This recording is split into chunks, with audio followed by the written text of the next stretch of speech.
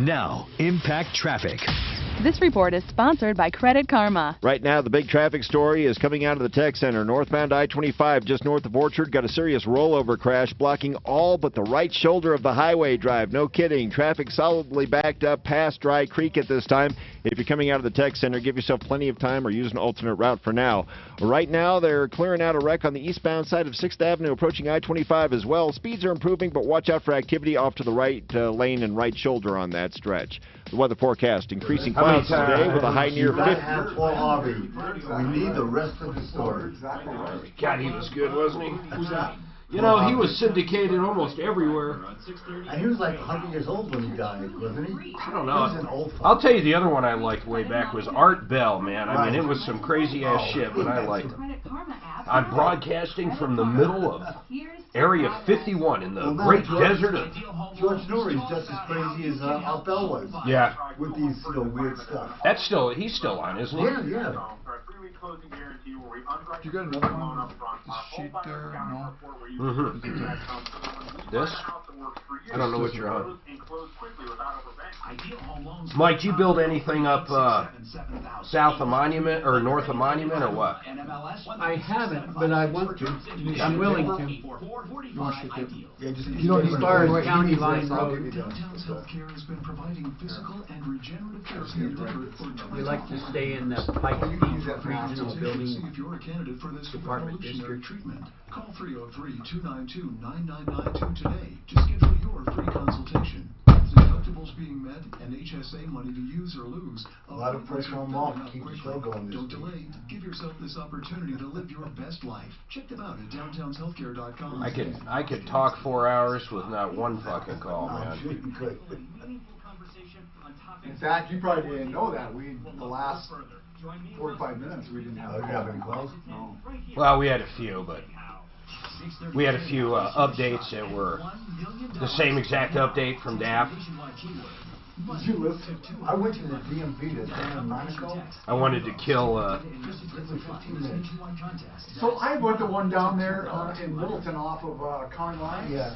I was in and out in 15 minutes for a driver's license. The one at All right, guys.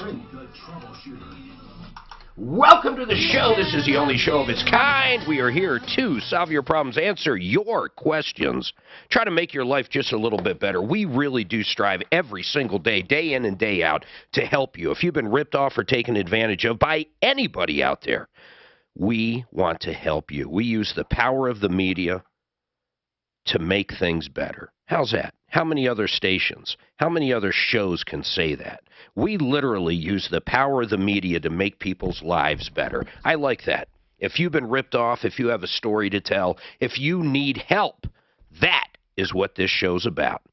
Martino started this thing almost 40 years ago. To date, $200 million in cash, merchandise, exchanges, refunds, services. It's an incredible amount of money that has been directly due to the show. In fact, arguably, more than most law firms have ever recovered. And guess what? We don't even take a percentage of it. We're there just to help you. This time of year, we get a lot of calls from people in need. We take those calls, too. We try to help as much as we can. We do background check people, so if you hear me asking if you want to help somebody, by the time we get to that point, we have generally run a background check on this person and checked out the story in general. We do have some updates. One of the updates I forgot to update yesterday. By the way, we do have a couple lines open. Get in right now while you can. 303-713-8255. Any problem, any issue, any advice you need. 303-713-8255. Dan, I did want to update everybody. I had 2 emails this morning on what was the name of the builder. They're on our referral list. For the life of me, I can't think of them right now. Colorado's Best Roofing. Basically what happened is they had an issue with a customer. It wasn't a quality issue. Everybody agreed, including the guy that called up, that the roof was done great. The problem was, on the guy's contract, there was $9,400. The roofer wanted the overhead and profit as well because he actually talked to the insurance adjuster and got some windows covered, got siding covered, got other things covered. So ultimately, that represented an additional $2,400, the overhead and profit. And if you have multiple different things that are needed to be done on an insurance claim, a lot of times you can get overhead and profit. So in other words, if you need siding, you need a roof, you also need, let's say, something with landscaping for that matter, or paint, or something else, a different deal, you can generally get overhead and profit from your insurance company, which represents 10 to 20% on different things. So ultimately what happened was, as I say, they split the baby. So they went right down. He's going to give the roofer an additional $1,200, which is half of it. I thought that was very fair. Dan, you know how I know when I do good at mediation? I think I do. How? They're both mad. They're both pissed. If you're a good mediator, no one leaves happy. No one leaves happy, which is very true. Doc, you must understand that. If one person leaves very happy, really the mediator didn't do their job. Then you're biased, no question. Yeah, in most cases, absolutely, unless if it's something just crazy. All right, 303-713-8255. Teresa, what is going on with you? Good morning. Good morning, Teresa. How can we help? Hi, I was the one that called in the other day about the condo that flooded. And what I really need is I need help serving the homeowner because she keeps eluding me. You know, this one's a little strange. I need to recap this, and hopefully I have the right case. There was a management company in the middle of this that is now defunct? Yes. Okay, so you want to sue the landlord. So what happened was the place flooded. Why did it flood? I forget what caused the flooding. It was something to do with there was a lip in the pipe. It wasn't and you, they knew though. this before they ever rented it to me because it flooded several times before I ever moved in. They didn't let me know. Yeah, you didn't cause the flooding whatsoever, though. No. Well, I turned on my washing machine and stuff got stuck up underneath on where the lip is in the pipe. So it wasn't really my fault because there was a lip, but... Well, okay. I mean, I'll let you deal with that part in court. Who knows how that'll turn out. But anyhow, it flooded. You went to a hotel for 3 months, right? Right. And your renter's policy paid that. And then at the same time, you were still paying rent. Yes, because my renter's insurance agent told me just to make sure, pay your rent. Yeah, and that's true. That's good advice. And generally what would happen is they would pay for wherever you were living while they were fixing the flooding problem in this case. You know what's weird about this is, geez, I don't know how you're going to do in court. It's going to be very interesting. But anyhow, we can help you. Where is she and where do we need to serve her? Do you know where she's at? Yes, I have her address. Okay, and is she generally there? Here's how we usually do it. You can't sue her. Where is it? What area? Denver, Colorado Springs, in where? Littleton. Okay, so in Littleton, if you can put your eyes on her, we can send one of our deputies out, and they will walk up and serve her. Would you like that? Yeah, that would help. I already have verified where she lives. Yeah, but we're not going to go over there and she's not there. We're not going to go over there and she's not there. Someone's got to say, yes, she is there. That's her. Go serve her. Okay. So when do you want to do it? This weekend. All right, and we'll put a deputy. You know who's really good at this? Deputy Clint. He can serve people better than anybody. Even people that are trying not to get served, he can serve them. Doc, have you ever served anybody for us? Nope, not yet. I'm looking forward to it. All right. Yeah, but you're on a walker right now. You broke your foot. What a great disguise. Your fault. Yeah. It was. I should sue K-Hal for it. Yeah, sure you should. All right, so listen, let's get her information. Teresa, hold on. You have to put eyes on her or have someone you know put eyes on her. You call us up and we'll send somebody over. And I'll be curious. I'd like a follow-up on how this works out eventually. Great, thank you. You're welcome. Take your time. Thanks. 303-713-8255. You know, that's just part of what we do here. That's just part of what we do. How many times have you served somebody there, Dano? Oh, about 4 or 5, yeah. Yeah, I've served probably, I bet at this point, 10 or 12 people. And you're the only ones that have been assaulted, too. I've had stuff thrown at me. How about, who was the guy I served? Tripped you? Oh, yeah, that's right. What's his face? The auctioneer. Right. What was his name? Oh, I can't think of it. Come on, we were both down there. He was so mad. That guy was so mad. Oh, how about the crackheads that lived in the mobile home, or not the mobile home, the old RV, the rolling turd. Oh yeah, that's the one we okey doked him. I got served yesterday. For what? There was one of those photo. Who served you though? Somebody came to my house for a photo radar. For a photo, it wasn't even a radar. It was a red light ticket. A red light. I forgot to pay. Oh, I want to talk about that. Right. We get a lot of calls on that. Don't say much more about that. All right, 303-713-8255. Paige, it says here you got a follow up. What's going on? Paige. Hello. Hey, Sorry, Paige. So I had called in about my KitchenAid refrigerator that was under warranty. Okay. We had 2 failed systems within the 10-year failed system warranty. And the second time the repair people came out to fix it, they could not. They said it's not fixable. What was wrong with it? Well, it was the sealed system, but it was something internally. So he said it was during manufacturing, and they literally can't get in there. All the Freon leaked out. Oh, man. Okay, so they repaired it twice. Fixable.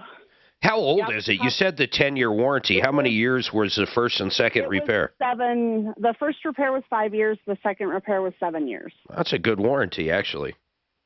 So, yeah. So they said, KitchenAid will replace it, yada, yada. The repairman sent a message into KitchenAid. Yada, yada. I talked to them on the phone, and they said, okay, so here's what we'll do.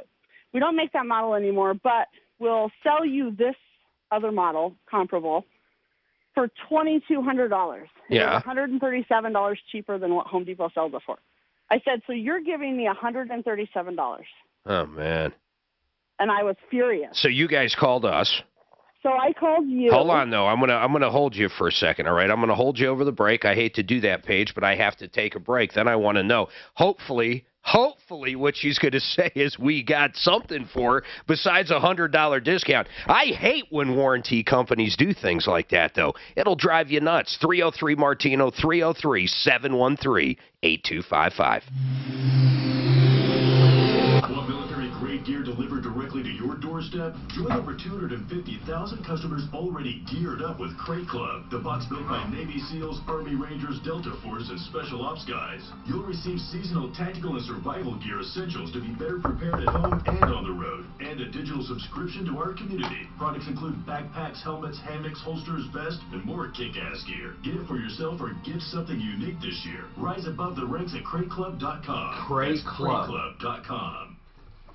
All right, Sheridan AutoTech, Kevin and the gang down there. Multiple locations. There's one at Lakewood. There's one in Aurora, near Havana. These guys have been in business over 20 years. If you need to bring your car somewhere and you want to trust the people and you want a good, fair price, you want honesty, value, you want the experience, the knowledge, the convenience of multiple locations, it's Sheridan AutoTech.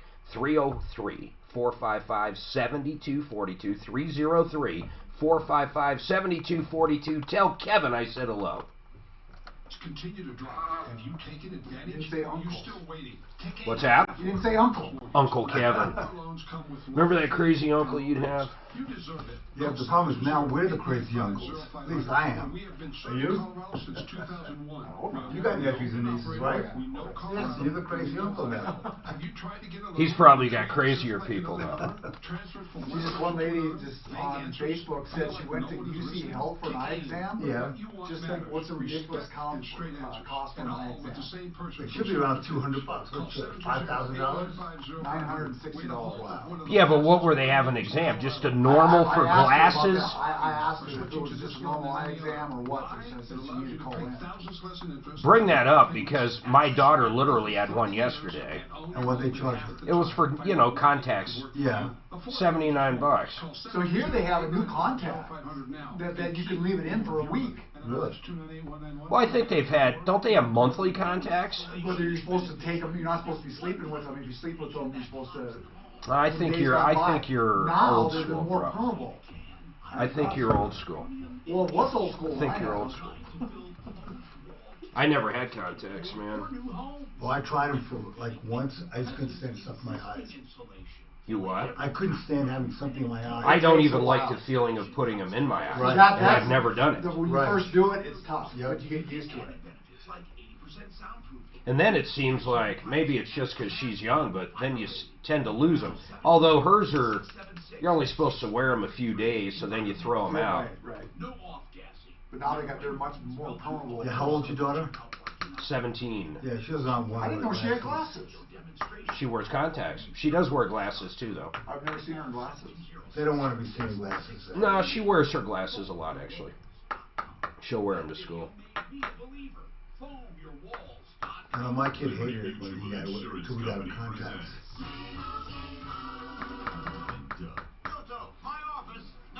But now glasses can be a fashion statement. Yeah.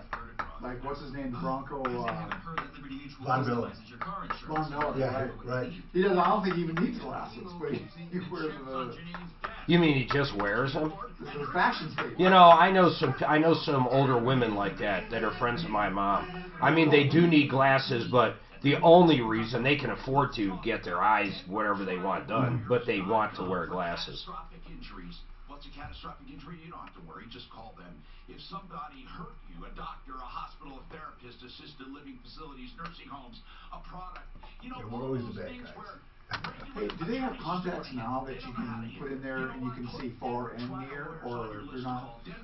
Yes. I'm sure they do. Oh, contacts. I know they have the lenses and stuff like that, but I don't know, but I would imagine so because all I have to, these are the infinity glasses. So all I do is shrink these down, because I can see any distance with these. Oh, you can? Yeah, I mean, I can... Oh, you have progressive lenses? Yeah, but there's no lines in them, which is what I really like. So that's what they call it, progressive. Yeah. Some people have a hard time. I can read this. You just gotta shift. No, I don't do anything. Well, you gotta shift your eyeball.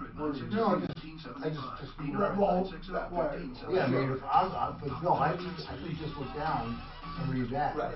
I haven't And it slowly goes up and down. Right? Mike, you're second or third generation builder, I forget. Well, some people have a hard time. My great-grandfather So you're third generation. That would be fourth. Fourth, because your kids? And my kids were for me, my two sons. And it was my dad, his dad, How many homes? and his dad. So I'm fourth. How many homes have you built? Just rough 100? Yeah. At least 100? Yeah, complete homes or like as a... Complete I started out as a framer, so that's hundreds with that. But, yeah, at least 100. No, like I said, it's just slowly, And you pronounce your last name? Oh, we did over 100 in Glenwood alone. So. How do you pronounce your last name? Wilkie. Wilkie. Yeah. When you bundle home and auto, my sunglasses, I have these Maui Jim frames. Those are Asian for the frames and the glasses.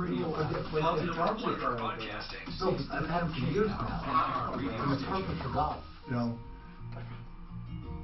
oh, that doesn't, golf is a thing.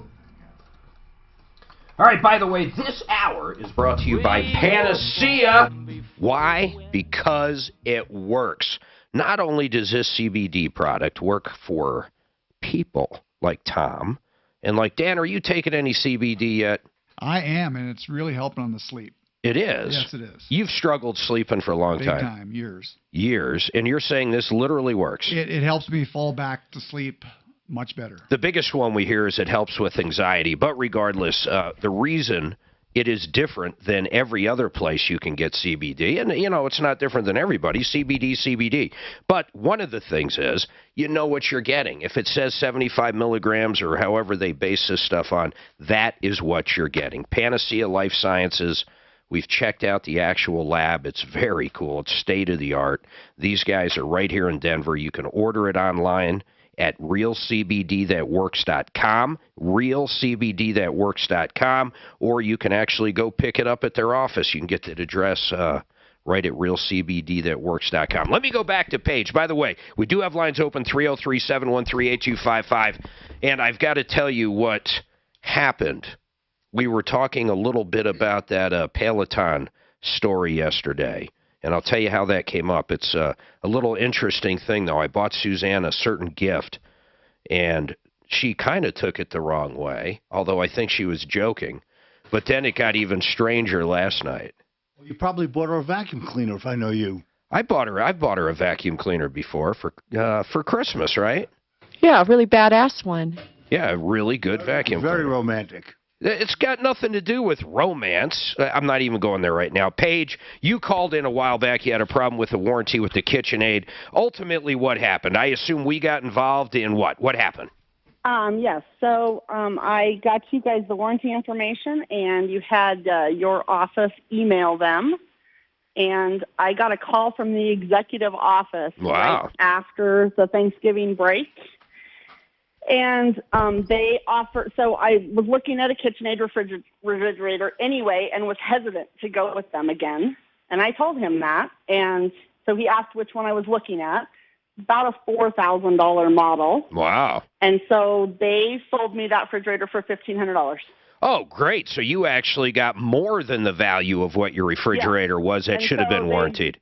Yes, and they delivered it. They hooked it up. They took the old one away and handled everything. You know, it's weird. I never know who makes appliances anymore. If you really think about it, I like the line called LG. I think it stands for Life's Good.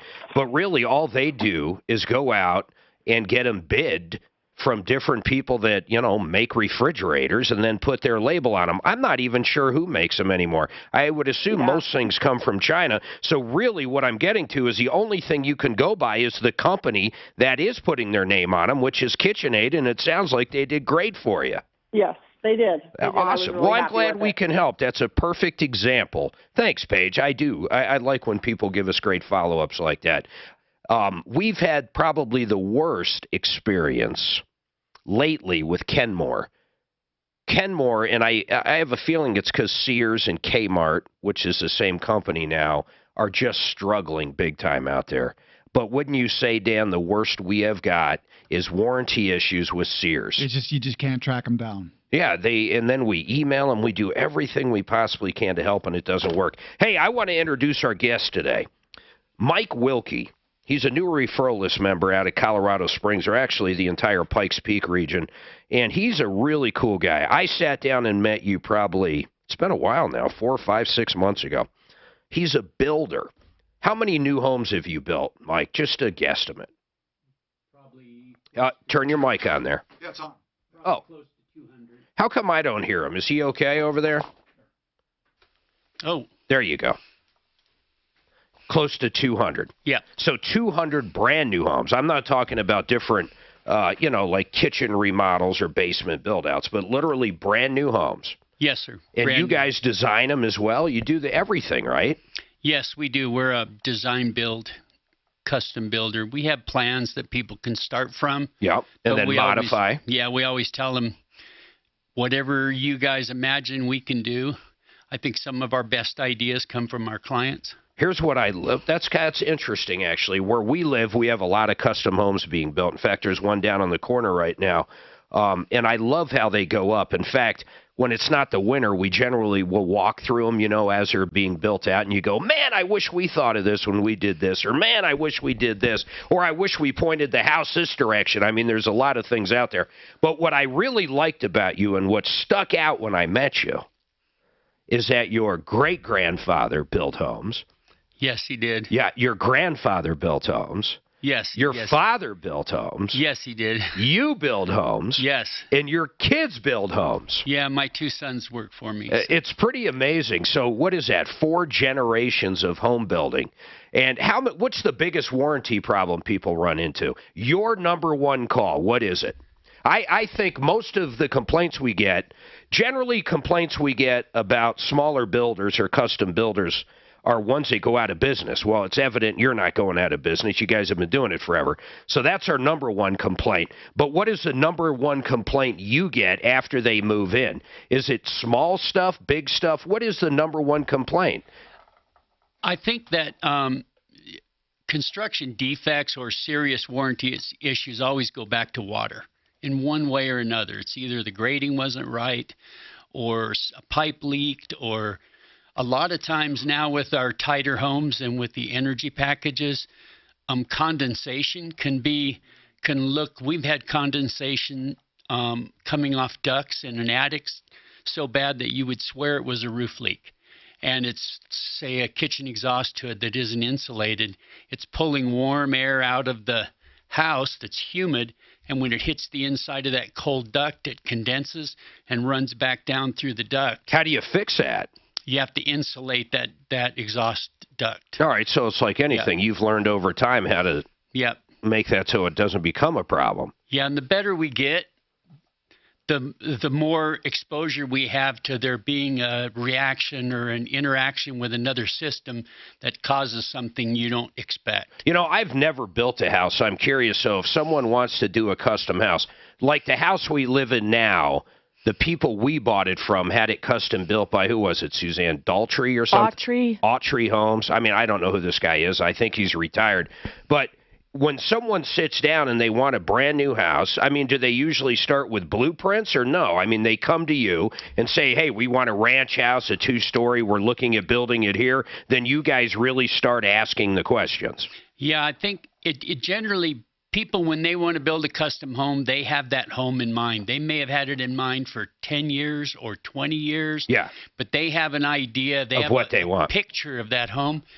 And so a lot of times the builder will sit down with someone and have a monologue. The builder will tell them what they want in their home. And you've just learned over time. Listen. Okay. Hey, Mike, when does an architect get involved? An architect, often we will recommend an architect if the home site is a particularly difficult site or they're trying to do... Like on a cliff or something? Something like that, yeah, or difficult view angles or something. And usually we have a number of architects we'll recommend. If somebody brings a sketch of a plan that they have a really good idea of what they want, we do all the CAD work and drafting work for them. The other thing I'd like to know, and think about this, I love putting people on the spot, but generally speaking, price per square foot on a custom home. 303-713-8255. We'll be back after this. Yeah. Why don't you do Who do I got? The retro foam when you build a house? Retro foam? Say that again.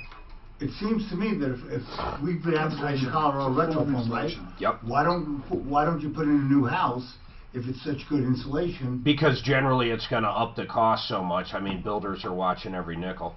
And I don't know how it competes against brand new insulation products. I didn't want to ask that on the air. And here's the deal too. Yeah. The reason it's called retro is because they go in and pump it in a little hole. Right. You don't have to rip the drywall off and put new insulation. If you're building from scratch, you can put any great insulation in there because you're in the cavity. Right. Okay.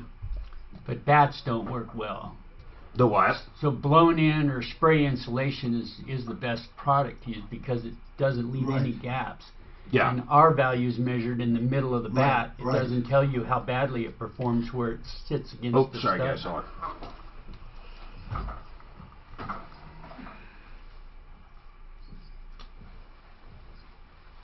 How about brand new flooring for your loved one for Christmas? I think it's a great idea no matter how you look at it, but if you need any flooring whatsoever, SimplyFloorsInc.com. Buddy's been with us a long, long time. I've personally used them, and man, is the experience great. They send people out to your house.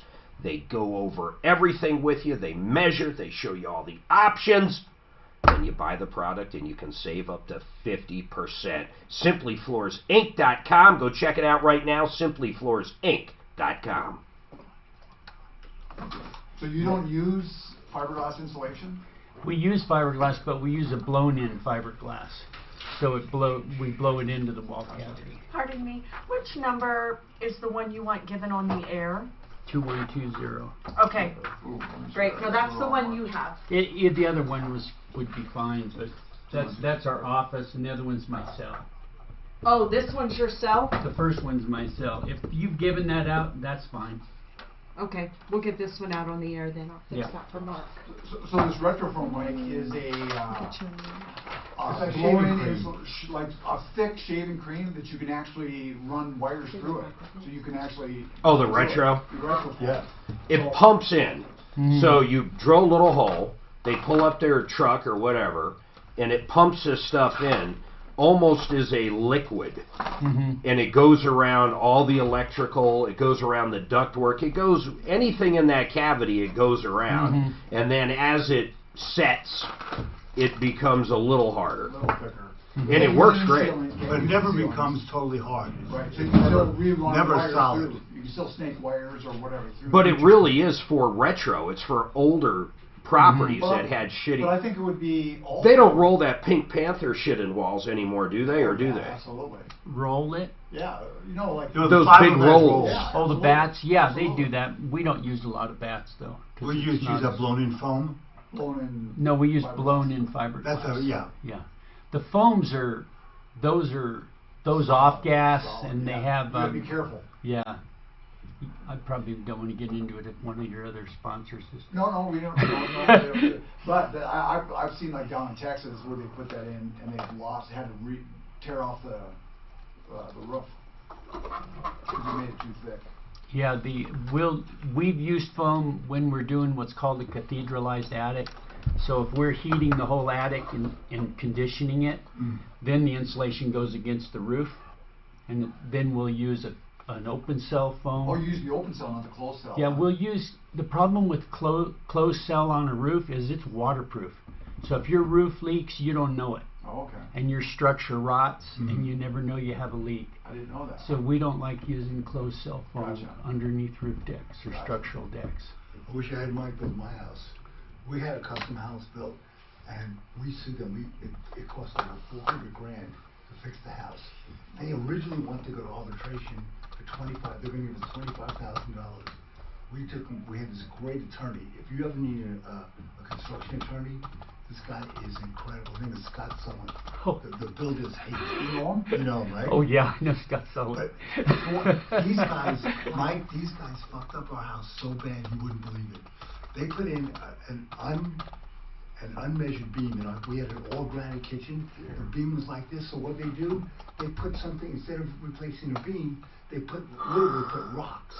They put 10 feet of rocks to hold up the middle of the beam.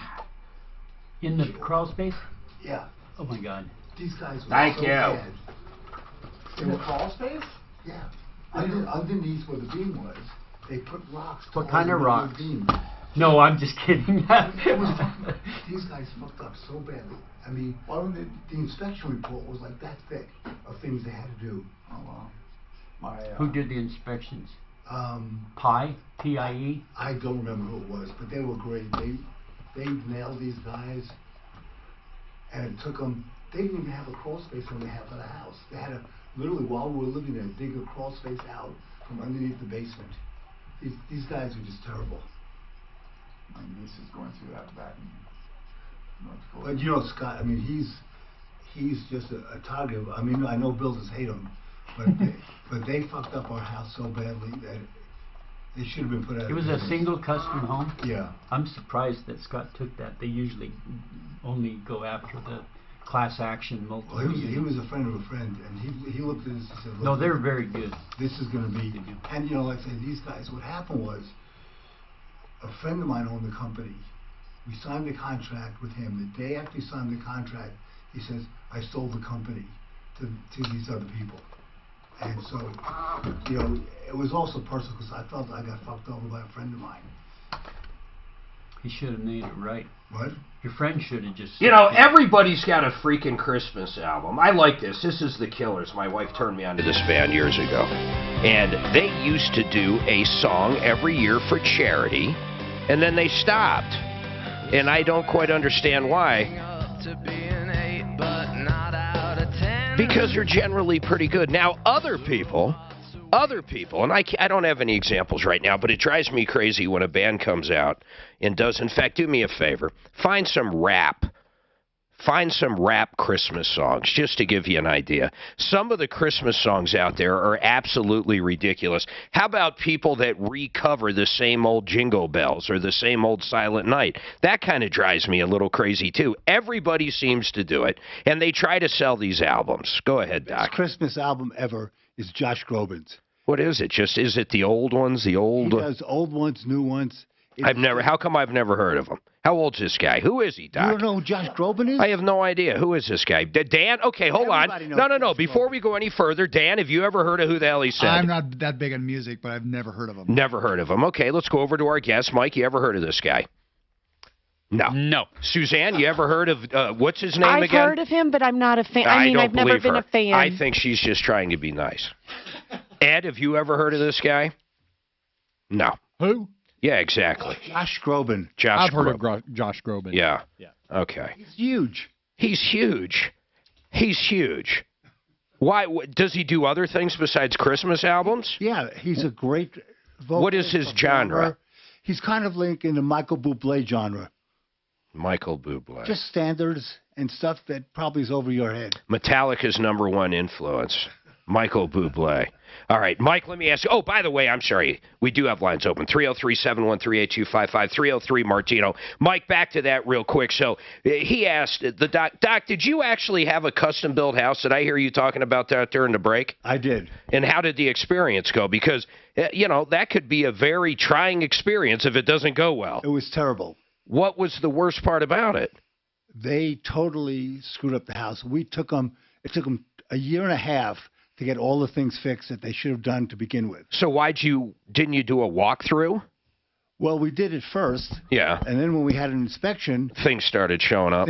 What was the worst thing? I'm not at liberty to say. Why? Are you suing them now? Or? Well, we did sue them. It was a non-disclosure. So I can't say anything. But it was, okay, well, let's leave out that particular company. The experience just wasn't good. I'll tell you what I would do if I were building a house again. As soon as it's framed, have an inspector come out, because that's when you can find stuff before everything gets covered up. Have it inspected by an individual inspector after the foundation is laid and once it's framed. That's when you do it. Don't you have inspections? I mean, with the county, though, Mike, as you're actually building it, don't you, like in a roof inspection, you have a mid-roof. Isn't there multiple inspections along the way? Don't you have a foundation? Don't you have a open hole inspection? I mean, you have every inspection there is. Yes, you do. But the county or the agency that has jurisdiction, they have no liability. So if they miss something, you can't bring them in court later and say you should have caught this. So would you agree with what Doc's saying? You should hire your own kind. We have a guy on the referral list. I'm trying to think of what his name is. Here's what he does. He's a retired older guy. And if you're doing a big project like building a house, or maybe even maybe like having a basement redone, something along those lines, something that's, 30, 40, 50 grand. You're not going to do it for probably a kitchen remodel. He will come out and do exactly that. He will be your eyes and ears on the project, your behind-the-scenes guy, to make sure you didn't get screwed and to make sure they're doing exactly what they're supposed to do. Mm-hmm. A lot of times we'll recommend that a client use land title or an escrow company that does inspections in addition to the building department. Yeah. Most of the lenders have inspectors that go out. I think the important thing to do is just get references on your builder. They just need to have the experience. And the only way to get experience is to make mistakes. And so that takes time. Well, that goes back to you being 4 generations. Yeah, I've heard all of them, believe me. Was your dad a hard ass on you? Yes. When you worked for him, seriously, are you a hard ass on your kids? Maybe not now. I don't know how old your kids are. Well, right now I just try to keep up with my kids. I feel like I work for them, but I think that's the succession plan must be working. It has to be.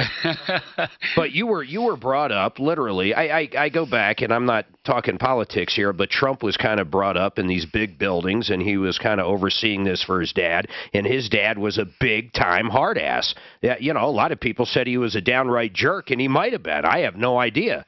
But it gave him this attitude of, kind of gruff, if you will, and you kind of come off a little bit of the same way.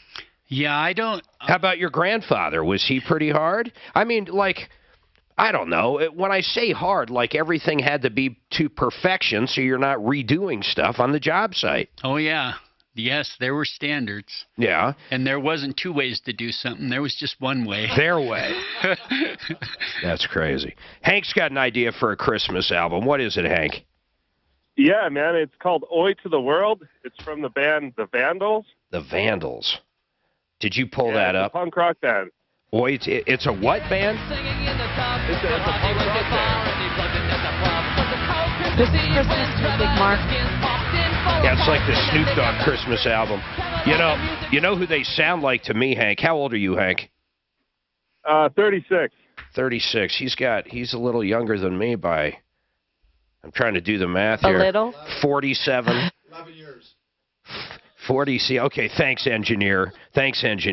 I'll tell you who they remind me of, just the way they were singing. You know what I'm going to say, Suzanne? Violent Femmes. The Violent Femmes. Yeah. Did you ever listen to them? I don't know, man. I don't know what to make of Christmas music like that. Thank you, Hank. Can you imagine if all of our intro music, you know what Tom said last week? We should do nothing but local intro music. Now, I started thinking through that. Ed, how hard would that be? So first of all, they'd have to send us the music. You would have to get it into the system. We would also have to listen to every single one of them to make sure there's no F-bombs or anything else that could be said. And we got to get a release from them. And we'd have to get a release, and I think we'd have to have iHeart actually sign off on using them as well. I don't know. It just seemed to me, it seems like it would be very cool to do, but at the same time, some stuff is just so hard to do. Kind of drives you nuts. 303-713-8255. We do have open lines. Ross, what are you doing in here? Kaminsky just walked in, took a picture of something, and left. I think he's still feeling bad after I beat his ass at a racquetball yesterday. Yeah. Now, impact. Oh, yeah. We got to go back to that. God, it's fucking slow as shit today. Oh, shit. I'll never get used to this.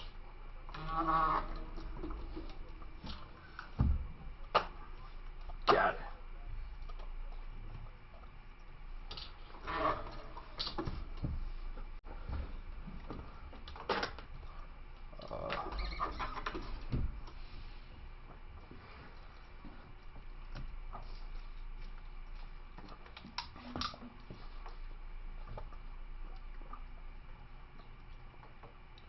Dan? Sir. I think I would have beat you that last game, or at least we would have been real close. I went to the mountains Friday night. I rolled my ankle. $200. Went up on Saturday. I won $1,200. Oh, no. Yeah. Say that again. Friday night I lost $200 up in the mountains. Oh. Saturday I won $1,200. That's good, though. That's a good way to do it. I would like to play it with you just to see what you should. Okay, let's talk about Art of Granite. In fact, Mitch Floria was supposed to be here today. He canceled it to last minute, and I'll tell you why. They are so busy down there at the Art of Granite. You know, I tell you this guy's life story, and I will at one point when he's in studio, but it's amazing. He came over from another country. He basically had very little money, and he created the Art of Granite, and he is so good at what he does. If you want absolutely, positively beautiful, beautiful countertops at wholesale prices, you've got to check out artofgranite.net. Actually, his new website's even better, theartofgranite.com, theartofgranite.com. I thought it was long for half a second. Didn't Suzanne think his website wasn't working? I just went there. It works good. Which one? Artofgranite.com. Yeah, I know that does. Does it look good? I haven't seen it since it was finished. Let me look. theartofgranite.com. Oh, it looks beautiful. Although, he's got something he's got something weird going on with this one picture. Do you see that too? That one picture's over the writing? Oh, I think it's not over the writing, is it? I don't. The picture's covering up the about screen. It could be how I'm in. No, I don't see that. Hey, pull up like Snoop Dogg's Christmas, something, a rap. Perfect. Run DMC. How's it going with that one guy that called me? You guys doing anything? I gave him a price on his, it turned into a house on a garage, so like an apartment over the garage. I gave him a price, and then, well, I gave him a range, because I told him, I said, to bid it, we have to bid it to our subs to get you an accurate price. Yeah. So then I gave him the price, and then he had paid for some online plans and sent them to me. Then he called and he said he needed the plans. They're digital. He sent them to me. Then he said he needed them back because he had to get other bids. Did you just email And I them to said, him? look, yeah. Right. And I said, look, I didn't bid it. I gave you an estimate. Yeah. If you want me to bid it, if you want me to hard bid a number that we can go to a fixed price contract on, there's some cost involved. Yeah. But you can't go get another bid. But it and was I a give you an full estimate. garage and then literally a house over it. Yeah. I think people, when it comes to construction, I don't think people realize the cost anymore. It's unbelievable. I did a What does it cost? 1,500 square foot garage. Mm-hmm. 1,500 square foot, it's pretty big. After the foundation, after 100% complete, and it's a steel building. It's a steel building. I still had 100 grand in it. Oh, yeah. He thinks I got a great deal. I think I got a good deal. I think you got a great deal. What's the average sale for a custom home? How many just square foot? That's It's I don't too want hard to to say say? that's a stupid question, Okay. but it's like, but That's if where you we're say at. how much is it a square foot, I usually answer. No. I say, well, it's 100 to 400 a square foot. Okay. And they go, well, that's a big range. I go, well, you didn't tell me anything. Right. So. Well, then you think of something like, that's like saying how much is bedroom furniture. Yeah. I mean, a buddy of And mine even built when houses people in call John Creek you, North, and he's selling them for 800 a square foot. even For if his custom shit. even if people call you and say, we need a 3,000 square foot house. Yeah. I'm like, how do you know that? I mean, Right. what you need a house and you need so many bedrooms, or you need the house to do this, Our house or is you too live big. like this. I need to know how you live, and because the best way to build cost effectively is don't build footage you don't need. There you go. Right. For build what you 100,000 reasons. Yeah. When our kids are out, when we build again, we will do 3,000 square feet tops. Yeah, I believe in, and usually people are shocked when I go, I think you want too much footage, because they'll go, wait a minute, the builder's telling me to I build think a smaller people house. underestimate storage space, underestimate garage space. And you know what? I don't think a kitchen can be too small. I love the nook. We have a fireplace. We have this whole thing in the kitchen. And people love it. Yep. And we usually, we do a lot of downsized buyers, what we call downsized buyers. Because you never realize how much how much extra there is. Like I was in a big house by myself, 4,500 square feet. Wow. And I sold it because what does a single guy need 4,500 square feet for? That's a lot. I know. I just got Yeah. The key is to understand how someone lives. So usually the first meeting after they say they're interested, I go and meet at their house. I take a bottle of wine. We get them talking. My wife goes with me. And we sit in the kitchen or wherever they sit. You know, you want to know, where do you spend your time? They'll take the bottle of wine and the glasses and sit down in the kitchen or stand up at the bar. That's a great idea. And then you listen to them, because eventually they'll tell you things. This is a Christmas song. I know, for real. Guess who this is?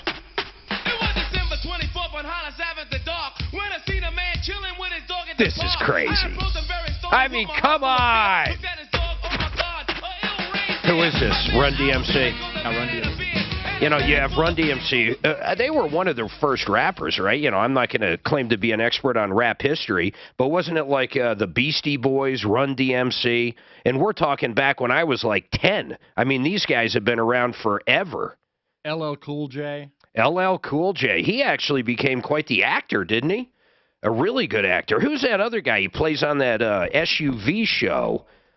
He was a rapper. Ice-T. Ice-T. Yeah. Which one is it? Come on. Both. Ice-T and Ice Cube. No, both. the one you're thinking of, Mark, is Ice-T on the Special Victims Unit. Yeah, he's a great actor.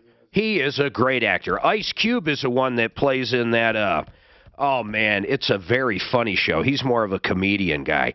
God, there's a movie I love.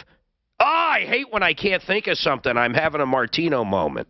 303. Pull up a Josh Groban just to show Mark. God, yeah, pull it up to show me. 303-713-8255. Hey, Doc, you examined how many women in your life. I've asked this. You said thousands, literally thousands of births, right? Absolutely. Playboy. I know, man. I was going to ask you. I got some questions for you. I hope you don't mind me asking. I find it... You better do it off the air if I know you. No. Don't worry about it. We're going to do that. Dave, I don't know how this came up, but go ahead. Christmas gifts for women. Oh, we were talking about the Peloton. Yeah, and that started yesterday. I think it's more even not just a man-woman thing, but a generational thing. Had you bought, or had I bought those gifts for my mom or my grandmother or whatever else, they'd have been beside themselves with a brand new vacuum cleaner or a new set of pots and pans. Yeah. I remember the first time I recommended, or I told my wife that I thought about spending, $800 on this new vacuum cleaner because hers was dead. Yeah. It was at that moment that I realized that my wife was capable of murder. Oh, man. And See, I knew that. I so disagree with this whole premise, and all I can do is talk from a very honest point over this. Once you have been married a certain amount of time, and I'm talking, I don't care the age of the couple. I don't care if you've been married 10 years, 25 years, 50 years. God bless you if you're still alive and you're married 70 years. I'm telling you, at some point, stuff like a beautiful pot and pan set, a beautiful new vacuum. Yeah, and I know there's women out there shaking their head, but there's also women out there going, yeah, you're right. You're absolutely right. I mean, to get someone pots and pans that are, $300 to $500, that are easy to clean, that'll be just much easier on their life. Do I just sound like an ass? I swear to God. Oh, you buy them a very nice Le Creuset pot.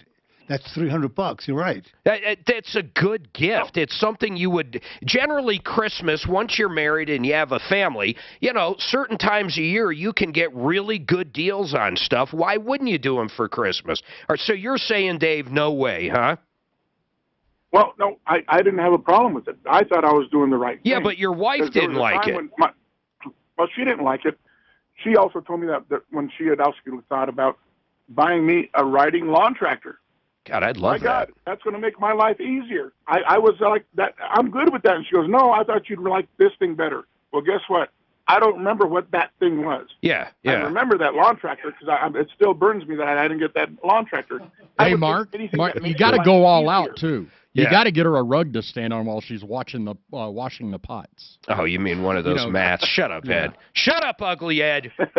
Suzanne, in all honesty, do you have any issue? Whoops, I killed him. Do you have any issue if I get you? Now, let's just go to stuff in the past. I've gotten you a vacuum. Yes. Did you like the vacuum? Yeah, it's nice. And it's not like it's one gift. There's one gift under the tree and she opens it up and it's a vacuum.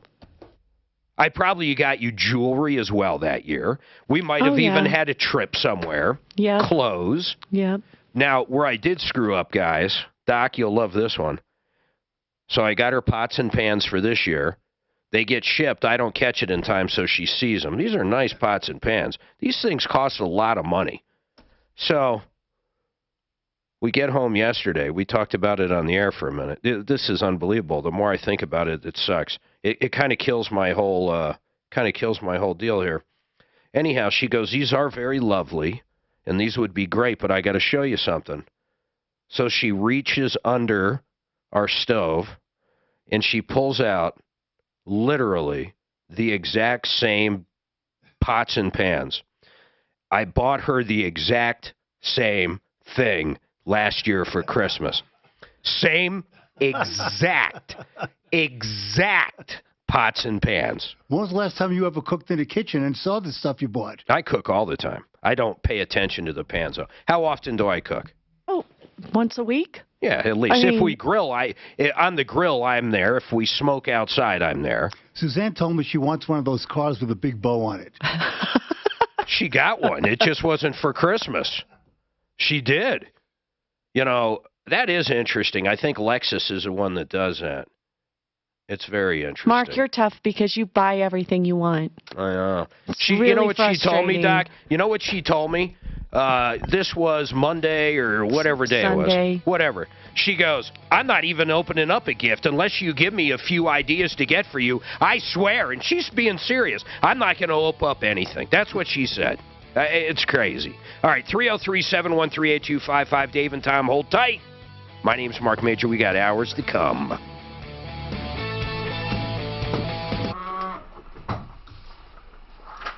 Mike, you guys have a hard time holding on employees? Ooh, I do want to talk about labor. That's a good one, man.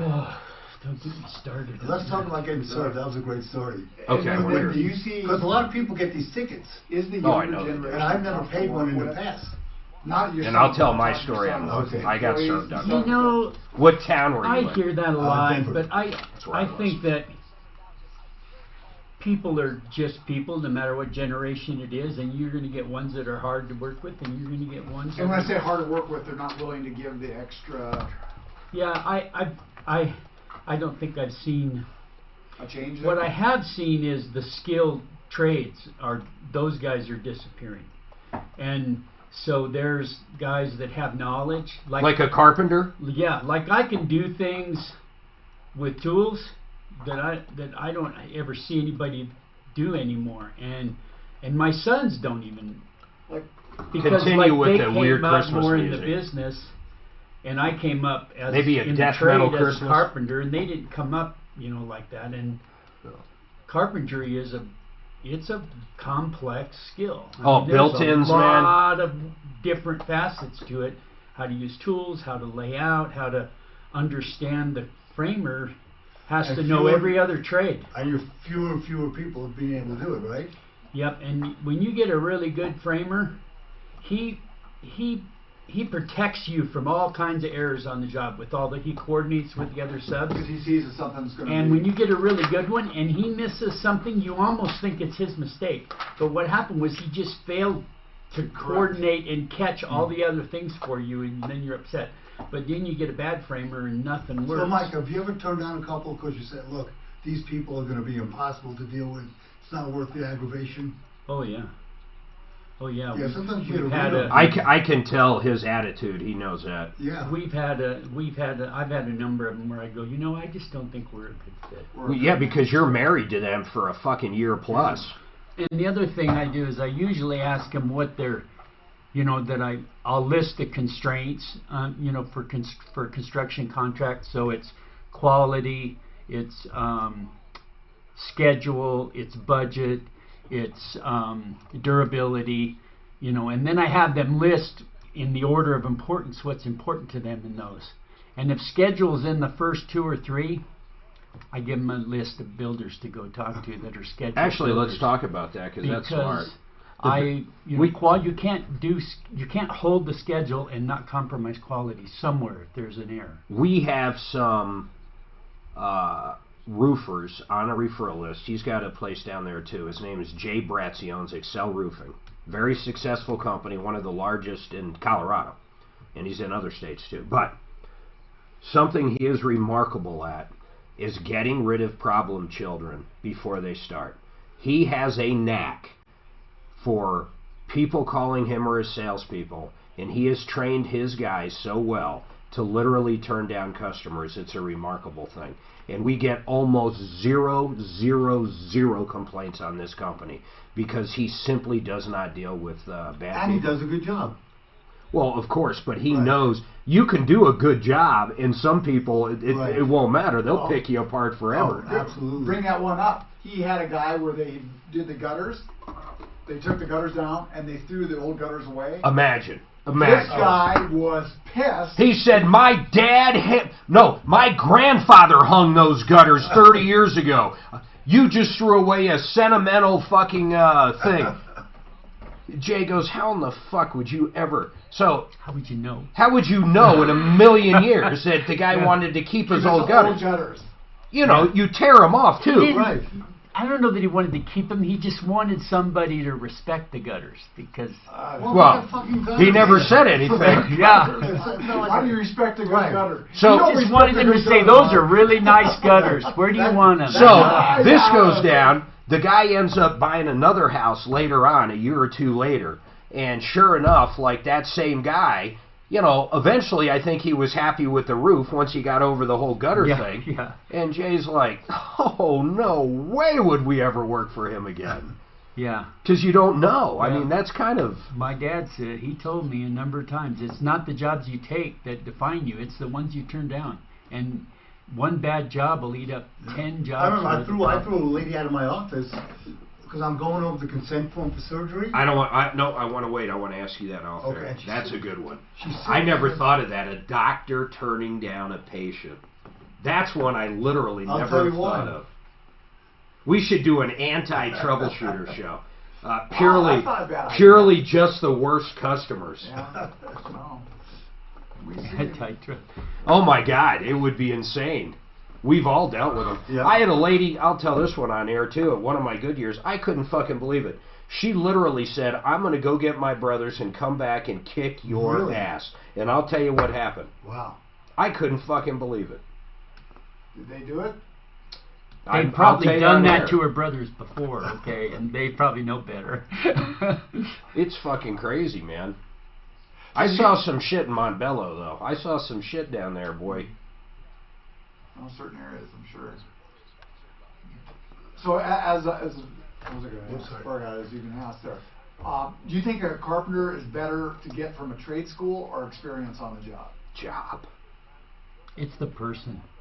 It doesn't, you can't. Do they teach stuff in a tech school for a carpenter that you really would take a while to Dude, it's got to be just like a mechanic. I mean, eventually you got to be in that shop atmosphere and learn from the other guys. I mean, it's got to go both, but I mean, would you like to, if you guys... You learn from repetition, and when you only do a task once, and then you do another, and then you do another, and you never go back and do that one again, you just need the repetition. And when the industry was trying to fill this huge housing need after the Second World War, those guys got experience because they'd go out and frame a 3,000 house tract. So they'd build the same wall 3,000 times. And they could build it perfectly. The wall fast. My dad and his partner, they'd drop lumber on the job on the first day, and they'd frame a house in a day. I mean, granted, it was 1,300 square feet, had 8-foot walls, and had a one-car garage, but it was a cut roof. Levittown, right? Yeah. Remember Levittown, yep. Every house lined right up down the street. But that's what they needed after the war. Yeah. Because everybody coming back. Because a lot of those guys, they didn't have the experience. It was these tract homes they built in Long Island first, and then in Pennsylvania, and they were like literally hundreds. Why does it come Levittown? Because his name was Levitt. Was the name of the building, Levitt. I got you. So he built these tract homes Levittown. in no time. Good construction, but quick for servicemen returning. Basic. Were they cheap? Yeah, cheap and basic. Right. But they were well built. How long were these guys Think gone of the for ranchers, in general? all the little ranchers here. Here's what I'm not getting. So these guys go off to war.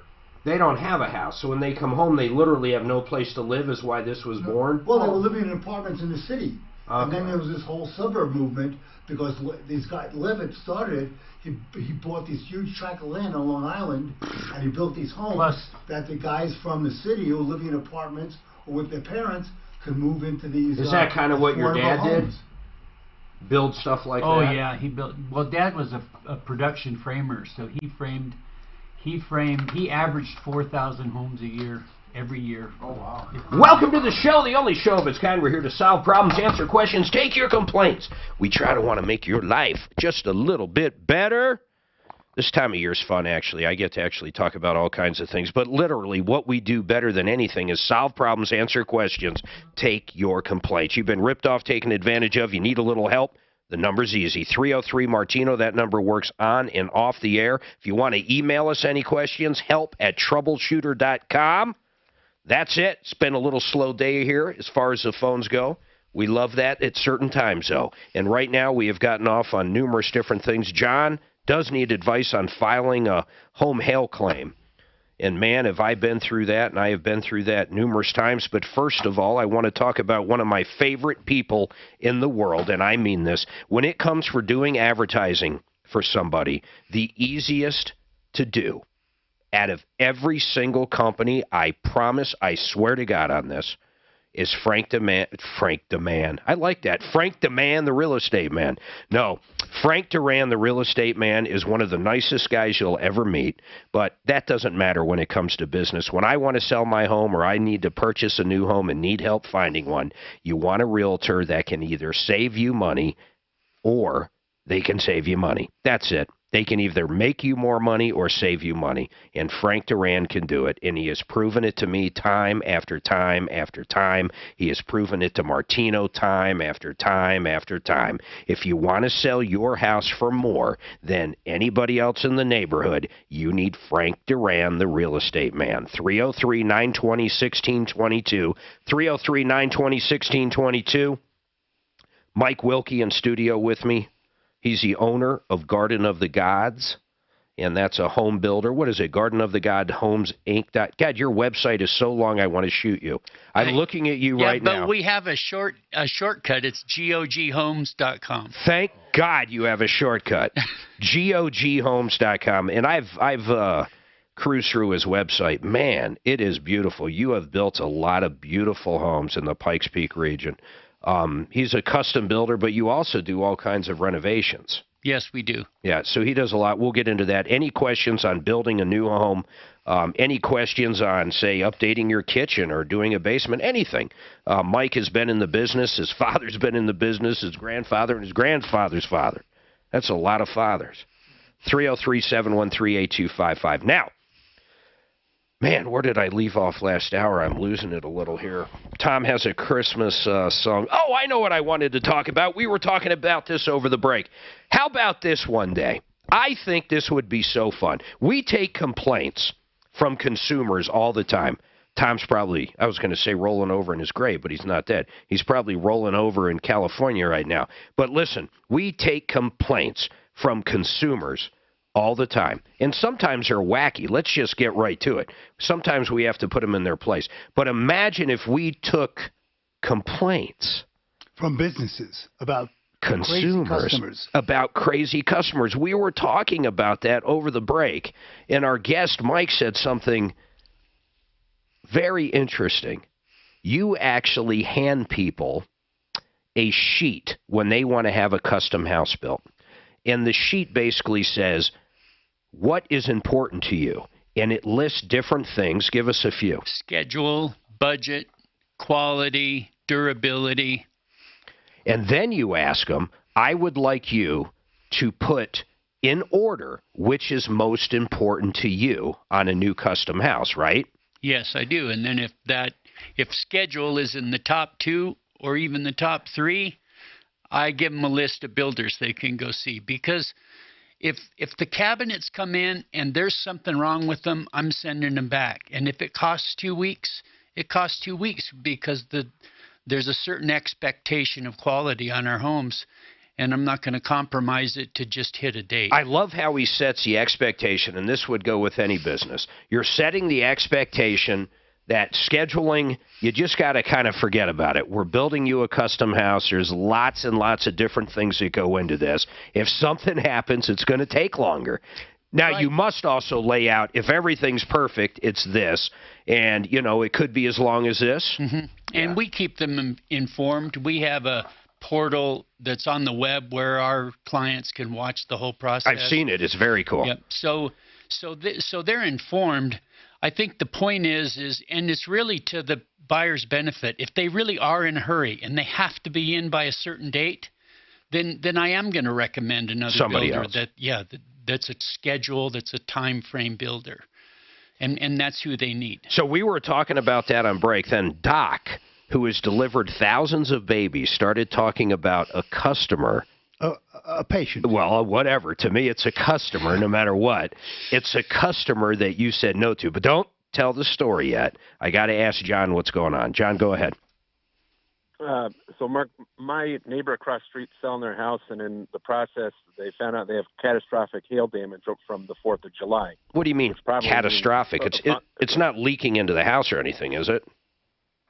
Well, not that I know of. They just told me that last night. Okay. But so they got to have a roof replacement. My roof was replaced 2 years ago before I moved into my house. Okay. So I'm just wondering, do I get somebody like Johnson Construction to come over, take a look at the roof, look at siding, et cetera, before I even contact my insurance about a possible claim to see if I have hail damage? You definitely want to get it checked out first before you call your insurance company, because if you don't have damage, you're still going to get, you know, they're still going to basically tag you as you could have you could be an issue in the future. Let's put it that way.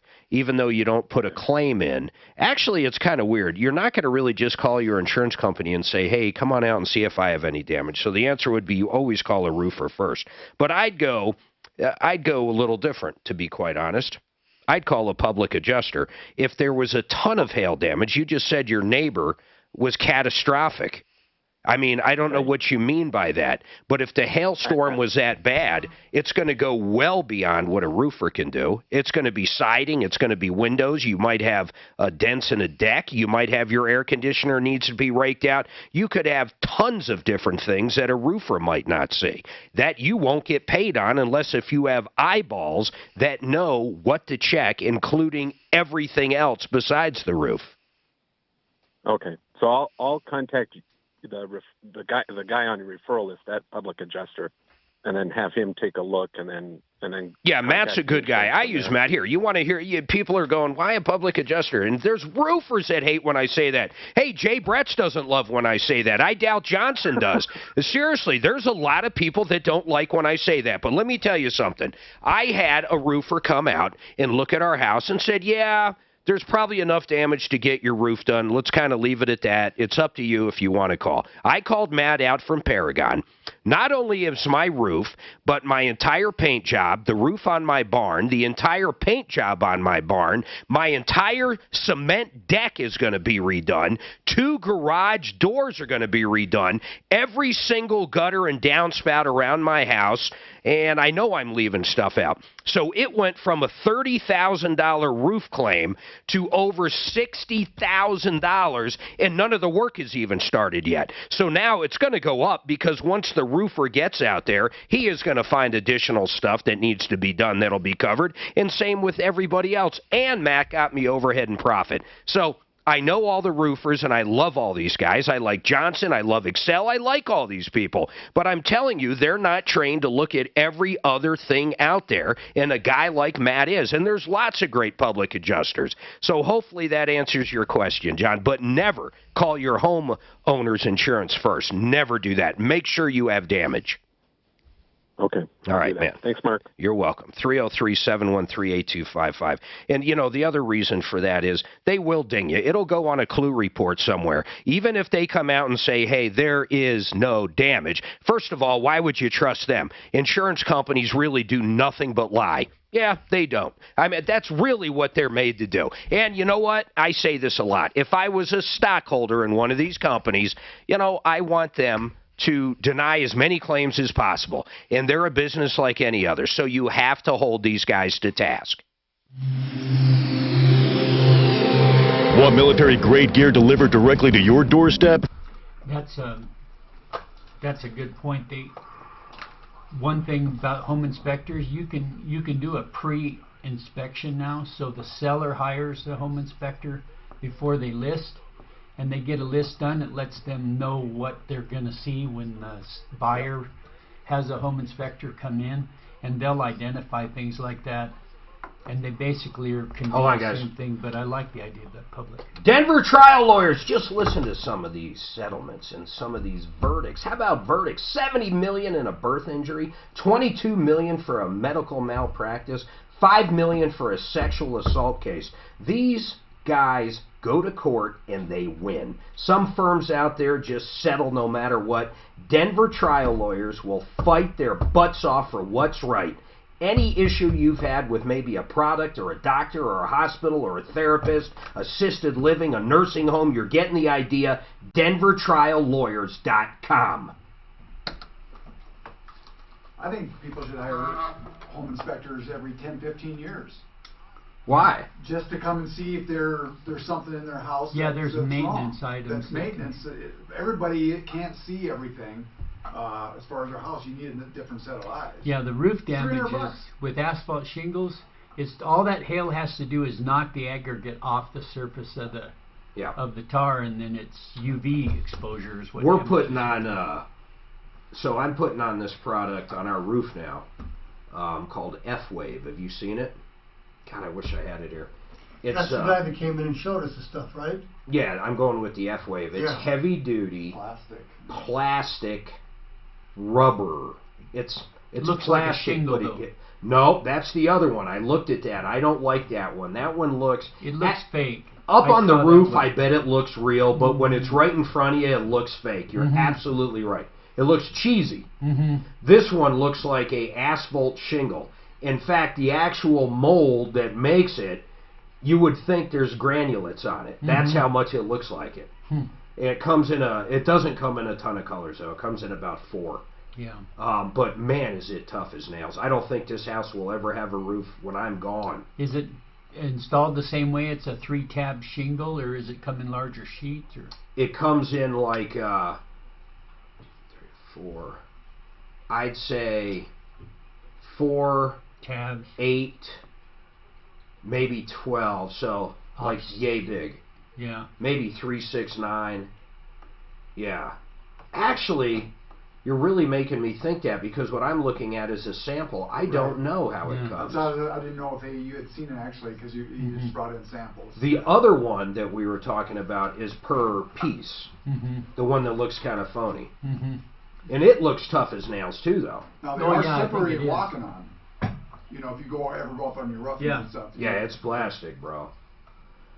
But it's class 4. I don't know why these roofers like who's a big one? Who's a pink? Not the pink. Yeah, the Pink Panther. Doesn't 3M make Corning? Yeah. Yeah. So Corning. Who's the other one? Certainteed. I don't know why none of them pay for a class 5. Go out, do all the testing, do all the ratings. The other thing is this stuff does not catch on fire. It's class 4 rated, which is the highest, but it's 2.5, 3 times stronger than class 4 stuff. And it's probably lightweight. I mean, as compared to a concrete tile. Oh, way, yeah. Absolutely. Compared so you to can concrete. replace an asphalt roof with it. And you don't have to have a structural engineer come out and okay it. In fact, if I was to build a house, I would put that right from the beginning. What? Oh, yeah. Yeah. Yeah, and with the way insurance companies are getting now, you're going to have to, because, let's face it, man, they're all starting to do very high deductibles on storm and wind. It's going to get to the point in Colorado where, your deductible is going to pay for 75% of your replacement. Yeah. Or your insurance is going to be outrageous. outrageous. Move out. I mean, they're getting when they get. It's already changing. I mean, they're 2 or 3% of the replacement. Automotive insurance has gone because of the hail damage. Oh, because of yeah. And so a lot of people are heading to. I wonder if you can get a liability. Policy. I know it would be a policy that excludes hail damage. No, at least not yet. That might come. I asked my insurance company, because up in the mountains, you really don't get. Yeah, but here's okay, fine, up in the mountains, but I mean, for someone to buy it down here, even if they're going, I don't want to pay for it because it's so expensive, I don't mind paying $15,000 to replace my roof. The problem would be, if the hailstorm is 2 inches, you could have fucking holes in your house, siding. I mean, it could destroy your house and you'd have no coverage. No, I'm talking about cars. Where you have a 4-year-old car. Yeah, you just don't buy full coverage. You don't buy, you just buy a policy excluding, that just excludes No, there's no damage. such thing. But it would be. I know what you're saying. It would cover theft and cover everything other except hail damage. Yeah. Which would probably be good for everybody, insurance companies. Because you say I always park in the garage, or I'm always covered. Or you don't care to get a little, Mike Denali. You say that wasn't hail. Somebody took a small hammer to my vehicle. Right. My Denali was like a month old, and I got caught in a hailstorm. Really? How much was it, or they total it? $6,000. No, they did the paintless. That's amazing. We got a guy that does it so good, Nick. Oh, he's good. I've never had one complaint. That's not a tradesman. That's an artist. Those guys are really something. You're right. Who's this, Ed? Oh, this is the guy you were talking about? Tell me that's not a great voice. That's not a great voice. All right, well. Yeah, but he's good. Can someone wake me up? All right, 303-713-8255. Coming at you on 6. Oh, anyhow. Yeah, you know what's wild is I like the rap Christmas songs. How about a death metal Christmas? Huh? How about a death metal Christmas, somebody? You know it exists out there. Doc, I want to go back to this real quick. Rob, I promise. Rob's got a problem with damage, and I assume the Hartford being the insurance company. Tom, real quick, I'll take you. What is your comment on Christmas songs? real quick, I'll wake you up, Mark. How come Metallica doesn't have any Christmas songs, brother? Yeah, Mark. Because no one would buy them. I mean, really. I'd buy them. You'd buy them. I don't know if I'd buy. I wouldn't listen to them. First of all, in general, let's all be honest here. When's the last time anybody bought any music? And I'm not saying that I don't pay for music, but in all reality, everybody's sitting there. You know, at best, what do you do now? How much do we pay for Apple crap, whatever it is? Oh, that for the family thing, it's like $14 a month. You're telling me we spend $14 a month on freaking Apple? No, I do. No. We're going to have a discussion after the show. This is going to be there's your Christmas present, your Apple Music. Is it really $14 a month? For the family share, so the kids have it. We're all on it, except you, because you don't have Apple. Are they paying their share? Yeah, that's what I thought. Can you believe that? $14 a month. I was just going to say how no one pays for music. Well, that's how we pay now. But no one buys an album anymore. I don't. Maybe Doc does. No, I use Pandora or Spotify. Tom, what's your favorite Metallica song out of curiosity? Probably Bread Fan or Ride the Lightning. Okay. All right. Very cool. Hasta la vista. Thank you. Actually, hey, man, I got a gift for the women, for their wife. A gift? Okay, and how this came up is, actually it all came up yesterday, this Peloton deal, where the guy on the commercial gets his wife an exercise bike for Christmas. By the way, I think these things are overpriced. Peloton, it's an ingenious business model. It's a subscription model like everybody's doing now. But these bikes are $2,200. He gets his wife a Peloton bike for Christmas. A year goes by, and she is on the bike, and she's working hard, and everything's great, and she kind of documents on video the entire year of exercising. And then she gives him a nice little video saying, oh, I love the bike, and I love it. But then all these women livers or whoever these people are, and how come I never meet these people? There's like so many people that complain about stuff, but I've never seen them. But anyhow, all these women come out who, once again, I'm not even sure if they exist. It could literally be fake news, but they come out and they're very upset that a husband would give his wife a piece of exercise equipment, and I found it outrageous that anybody would be upset about this. And then that led into a lot of gifts that I have gotten Suzanne. Yes, including a vacuum. Yes, including pots and pans. Now, I have never got her like a subscription to Weight Watchers, though. Would that be over the line? I'm asking. Would that be over the line? I don't know. Maybe there's women out there that would love a subscription to a diet plan. Maybe there is. Honest to God, Doc. There isn't one woman that will call up the show and say she wants a subscription to Weight Watchers as a gift. Okay. Guarantee that. Okay, fine, Doc. You know what? Okay, so let's talk real quick, and I'm sorry, but women's lib. No, I'm not even going to go there. Ask Tom his suggestion, Tom, though. what is your suggestion, man? Well, I'll keep it FCC friendly. Yes. It's a pair of slippers and a sex toy. Oh, man. Yeah. All if you right. don't like the slippers, then, Yeah, I got you. We'll dump him there. Actually, I didn't dump him, but... See, that's what you open up to. We're trying to have a serious discussion about gifts. And honestly, if you really do think about gifts, what's the most... okay, give me a gift I gave you that you hated. Give me one. It was a sweater years ago. You bought me a sweater like 15 years ago that I just couldn't tell you that I didn't like. You couldn't tell me. No. Okay. I felt bad. Rob, what's going on with the Hartford? Hey, Mark, how are you? Good, man. Hey, so back in March of this year, I hit an enormous pothole in a King Soopers gas station parking lot. Got it. This thing was crazy big. It's like a hot Did tub. some damages to the front. Exactly. Did some damages to the front of my car. I talked to the store manager. He gave me somebody it was a King Soopers. He gave me somebody at Kroger, the parent company, to call. Called them. Make a long story short, being passed around several different people, finally got to the Hartford, which was the insurance company for the owner of the property. Yeah. Talked to them. They opened a claim.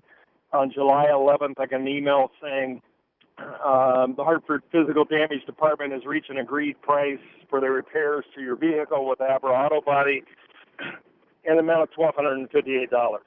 Okay. So I'm shocked. Rob, I got to say, so far I'm liking what you're telling me. I'm shocked they did anything. I really am shocked they did anything. How long was that pothole there? Was it something they neglected for a long period of time? Well, it was in March. They had plowed snow, and the snow was all piled up around it. The snow had started to melt, filled in that pothole, and you literally, because of the black water in it, it was hard to see. I got you. And I mean, I was going very slow. I'm still shocked that it went this right so far. So then what happened? So they offered $1,200. Now what? Okay, so I take the vehicle to Abra to get it fixed, and they did a great job. I went and picked it up afterwards, thinking everything's done. Now, they did tell me that they had 2 addendums to this original estimate that were approved by the Hartford. One was for a front-end alignment and then something else. Sure. So they had multiple things approved here. Got it. Now, fast forward to December, probably last month, I start getting calls from Abra, who's now Caliber Collision. Nice gentleman said, hey, I got to tell you, the Hartford's saying they're not going to pay for this after all. So we need $1,800 from you. Did you sign anything with these guys? Did I sign what? Did you sign anything with Abra? When I dropped the vehicle off, I signed that, I was dropping it off. I think I'd have to check, Mark, if I signed something when I picked it up that said I'm picking up the vehicle. Yeah, I mean, if you took, they might have an argument. There's a couple things here. One, if they just, who's the new company? I've heard of them. They're huge. They're national. What is it? Caliber. So if Caliber, I would assume, I thought Abra was pretty big too. Did they buy all the Abras?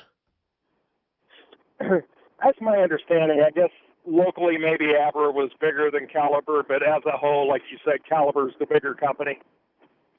I'm curious. I don't know the structure of Abra nor Caliber, so I'm just curious if it was just an asset purchase or what, and why I even care about that is whether you would owe the new people money, even if they bought the accounts payable. I don't know, but that's a whole different thing. I don't know if you actually signed something saying you're responsible if the insurance company doesn't pay. Generally, you would sign something. And a company the size of Abra, I would say you would. But even all that aside, why is the Hartford not stepping up at this point? That's what I've been trying to figure out. Because like I said, I've got an email saying we've agreed to the price with Abra. And who's that from? I took my car down. That is from the Hartford. It has a claim number at the top and everything. And then, like I said, the adjuster at Abra even contacted them twice to get additional work. The original claim was $1,200 and something. The final and they price approved. Was, I think they said $1,800. The Hartford approved the additional. Yes. You know what? I've got a few ideas. Let me take a break. I got a few ideas on this, Rob. I would like to ask Compass Insurance one thing. Hold tight. 303-713-8255. It's very interesting, and I still got to go back to Doc after the break and hear about the customer. Remember, this is a doctor. Thousands of babies. Apparently, he told one of his customers, he's going to say, what do you call them, clients, patients? That's a patient. Okay, one of your patients to hit the bricks. Consumer. One of your consumers. Listen, I went to Apple to get my car fixed. So they used... Wait, hold on. Okay.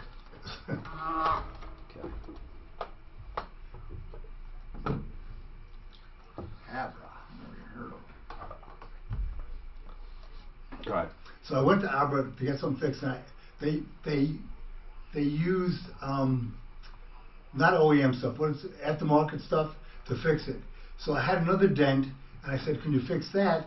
And they said, yeah, but we have to use original parts. I said, well, you used, what do they call it, aftermarket on my on the insurance claim. Why can't you use aftermarket on the stuff I'm paying for? And they said, no, our company policy is we have to use original equipment, which is twice as expensive.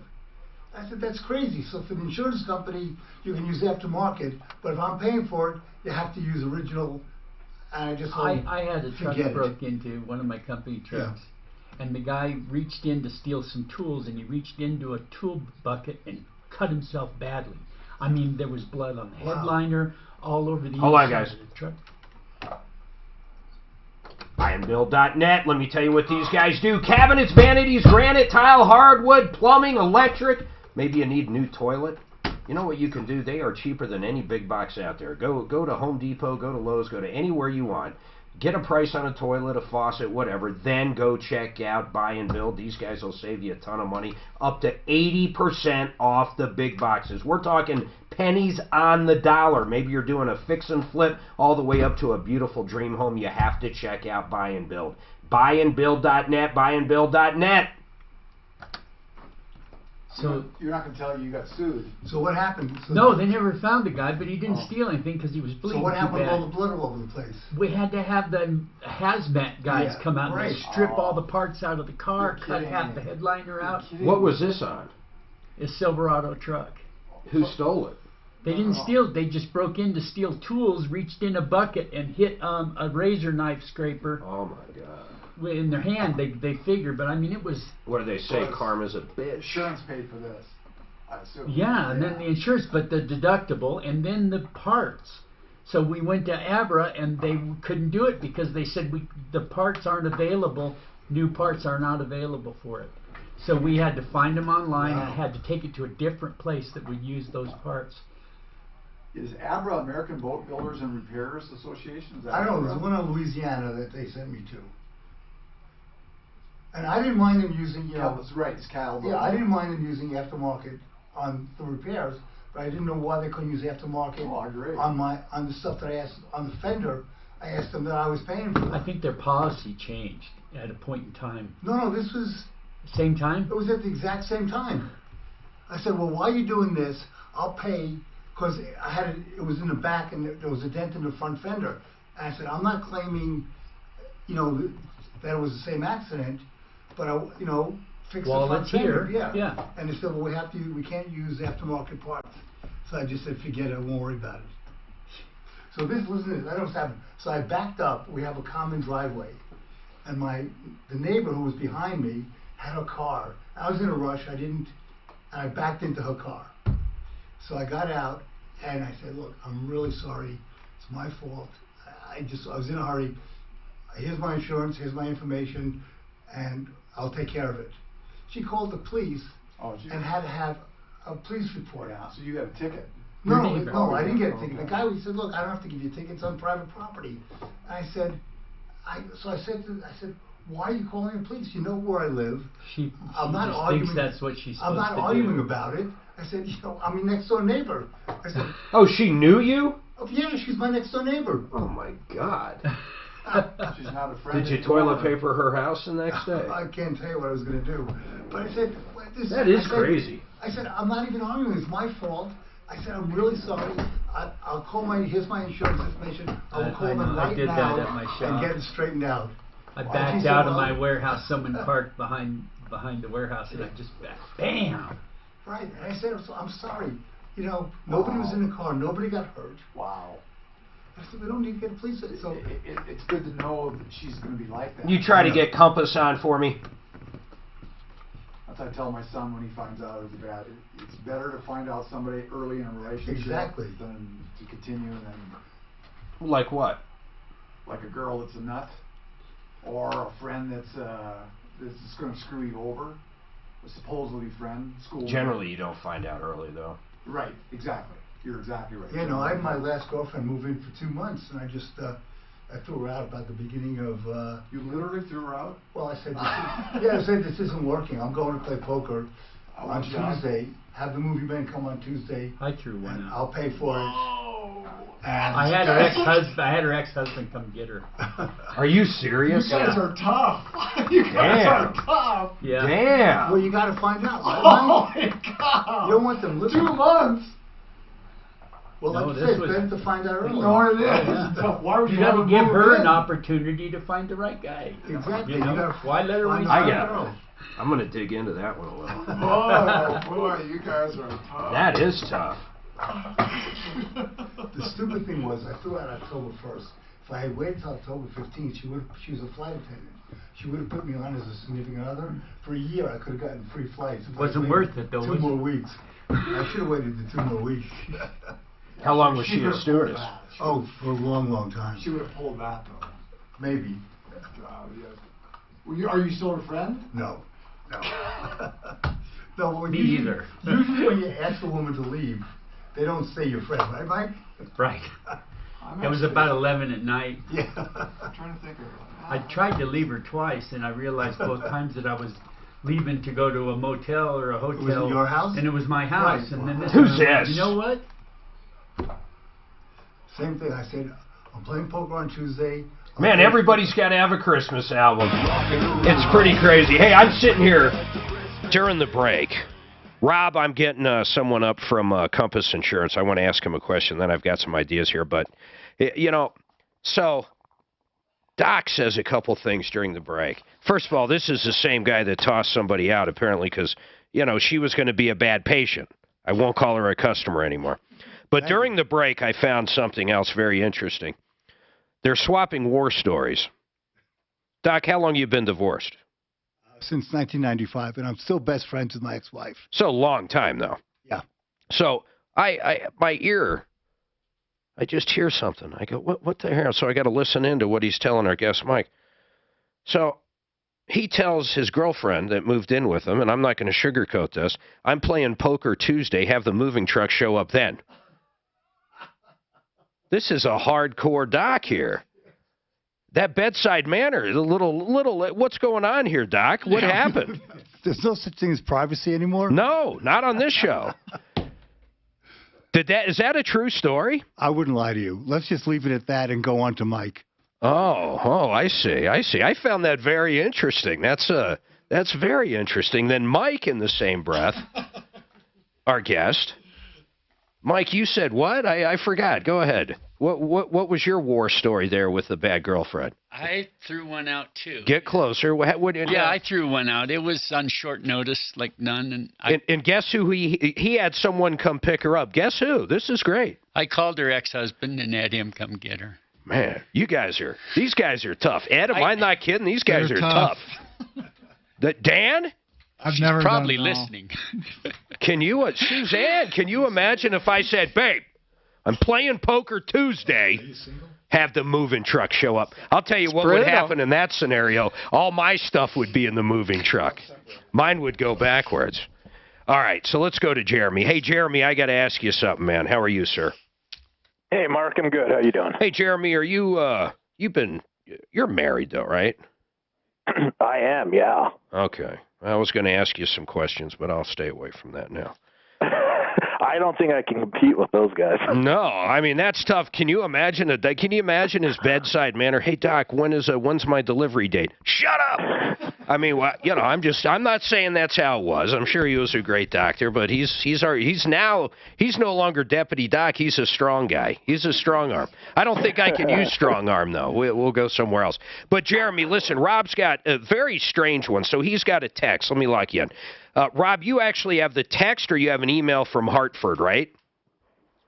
I have an email from Hartford, yeah. So he's got an email from Hartford saying, hey, we're going to go ahead and we're going to pay $1,200 to have your vehicle fixed. Bring it over to Abra. So he brings it over to this body shop. They fix it up. In fact, while they're fixing it up, they find some other issues, and Hartford agrees to pay for the alignment and some other things that were added on. Make sense so far? Sure. Okay.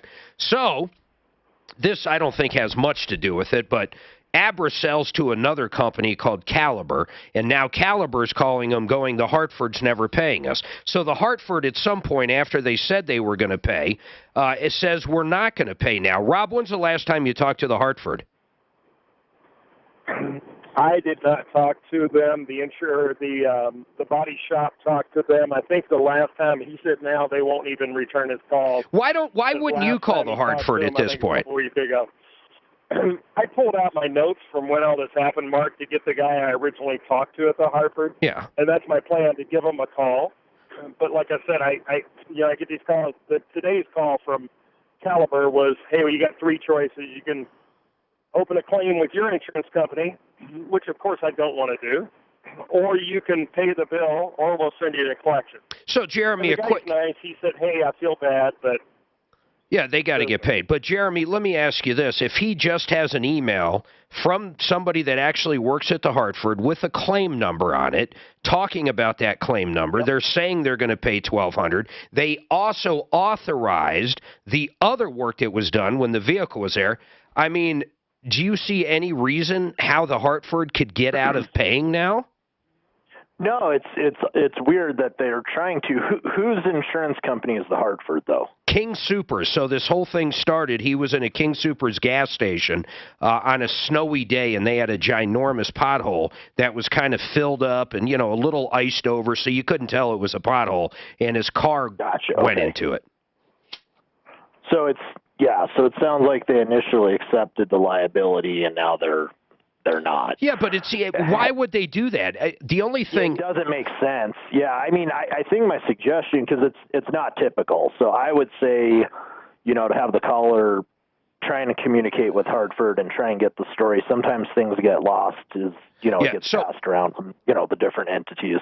Rob, you need to call up with that claim number and see if you can't get it figured out. If not, I will put you personally in touch with Jeremy and the guys at Compass, and they can call over, but I don't think it's at that point now. I bet there's some issue like maybe Abra already got paid and then Caliber bought them and Caliber thinks they should get paid or something along the lines. This might not have anything to do with the Hartford not paying.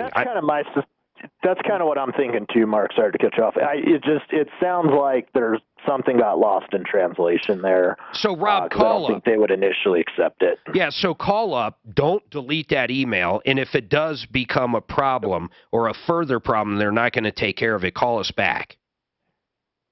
Okay. All right. I appreciate it, guys. You got it. Hey, Jeremy, I got a question for you, though. We were talking about, during one of the breaks, we were talking about hail and how eventually, I don't think insurance companies in general are going to pay just to have your roof done every 3 or 4 years. So in other words, now we have very high deductibles. Some of your companies are 2 to 5% of whatever the value of the house is your deductible for hail or wind, right? Yeah, none of ours are that bad, but we're starting to see, 2%, real high percentage-based deductibles with some of our competition, Yeah, well, you're starting to see a lot of that. Don't you think there could be a period of time where hail and wind, hailstorms, let's just call it hailstorms, aren't really going to be covered, or they're going to be covered at such a high rate, like 50%, 75%. So if it's a $20,000 roof, you're still $15,000 out of pocket. I mean, do you see that coming? Because every single year it gets more expensive. Right. Yeah, I mean, at some point, they can't just keep increasing rates, so you start either raising deductibles or changing coverage. We're starting to see companies go from a full roof replacement to paying out on a depreciated value. So at some point, they try and find that balance between the two. As far as Colorado goes, it's tough because we're just used to $1,000 deductible and low rates. And so as the rates have gone up and the deductibles have gotten higher, to put it in context, Florida has really high deductibles, and some of these coastal areas with hurricanes, they're just more used to it than we are. So, I mean, at some point, you're correct. They can't just keep going. And, I mean, in a worst-case scenario, I guess you could say it just would, hail wouldn't be a covered peril, but we're probably a pretty far ways from that being the case. Yeah, and you know what kills me? I just put a claim in, and I'm going to have our house done. We're putting a new roof on.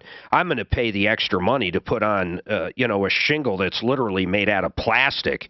It's a synthetic product, and it's 2.5 times stronger than even a Class 4, but they don't offer any more discounts for that. The highest discount, when I called Safeco, my insurance company, is for that Class 4. They don't have like a Class 5, even though that's kind of what I'm putting on. You know what I'm saying?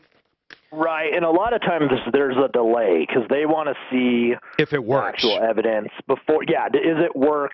Should we offer this discount? So a lot of times the discounts they'll come, but they need to see that product hold up to some storms before they can justify having that type of discount. All right, Jeremy, Compass Insurance, thank you. By the way, 303-996-9000. If you have not checked your homeowner's coverage, and I'm going to harp on that right now, if you have not checked it, and a lot of people don't check it because you pay it in your mortgage, it simply renews.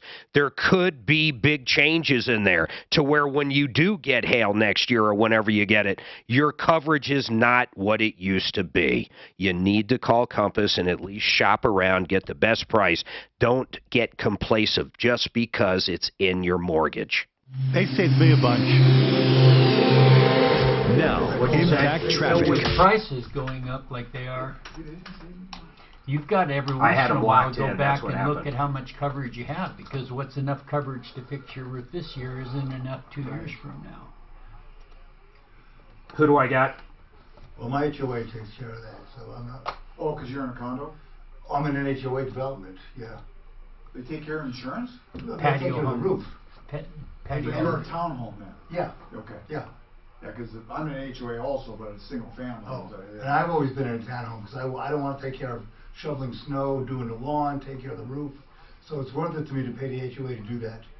If he was in our HOA, he couldn't put that plastic roof on. Really?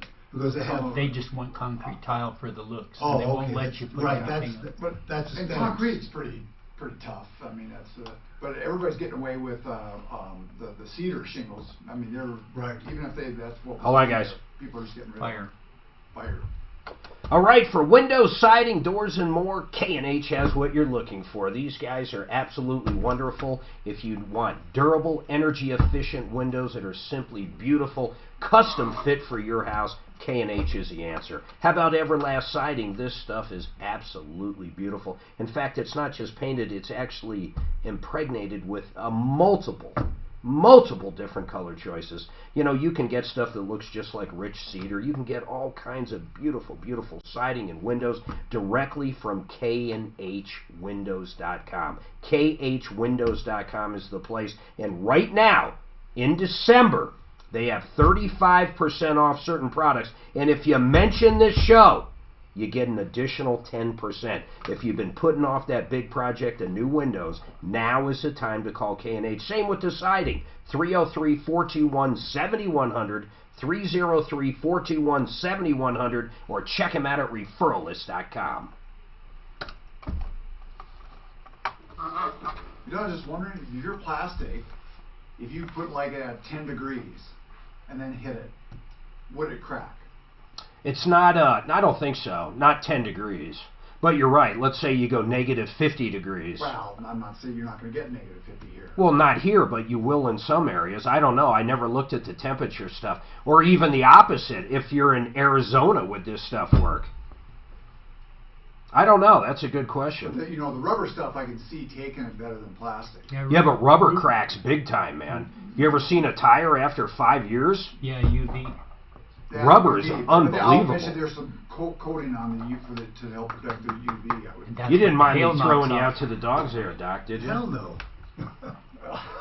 He's like, I'm retired. Hey, I haven't heard from her since I threw her out. I mean, she stalked for a while and I ran her off. But this may bring her back out of the woods. Oh! I'm hoping she doesn't. Literally.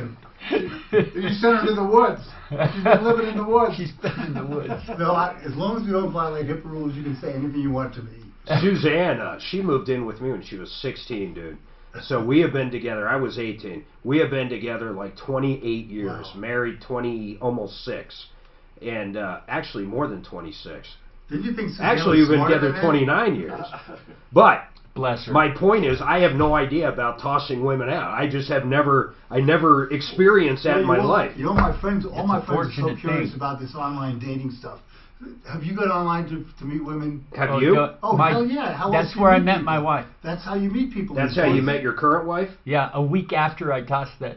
I don't want to discuss that on the air. No, but everybody. I'm learning to be careful what you tell. Everybody over the age of 30 goes online. Oh, it's wonderful. That's how you meet people. Oh yeah, I know. Okay. I watched the show once like that. I called up Tom a long time ago because I got kicked off of Match.com because somebody spoofed my account and they threw me off. And They wouldn't tell me why, and the only way that you can find out is by getting a court order. Well, if it's your own, if somebody uses your information, Just they just can't keep even in tell mind with you Mona, what they she do. did not reach to us. Someone reached out. She's a little embarrassed. I'm going to have you explain it. Okay, perfect. Julie and I were on different dating sites, and they migrate your profiles over to other dating services, so they have enough people. So she was on Match.com, and I was on Senior People Meet, and they.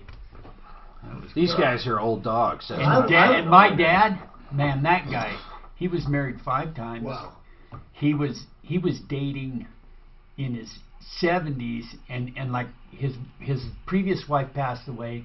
I got him to move up to Colorado, and he's on like 5 different dating sites. He's dating 8 women at the same time.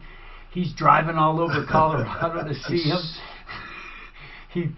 He lost, like 70 pounds. He was down to almost 300. Wow. He had to join Weight Watchers. He was down to 300, and he was wearing his skinny jeans. I was pissed.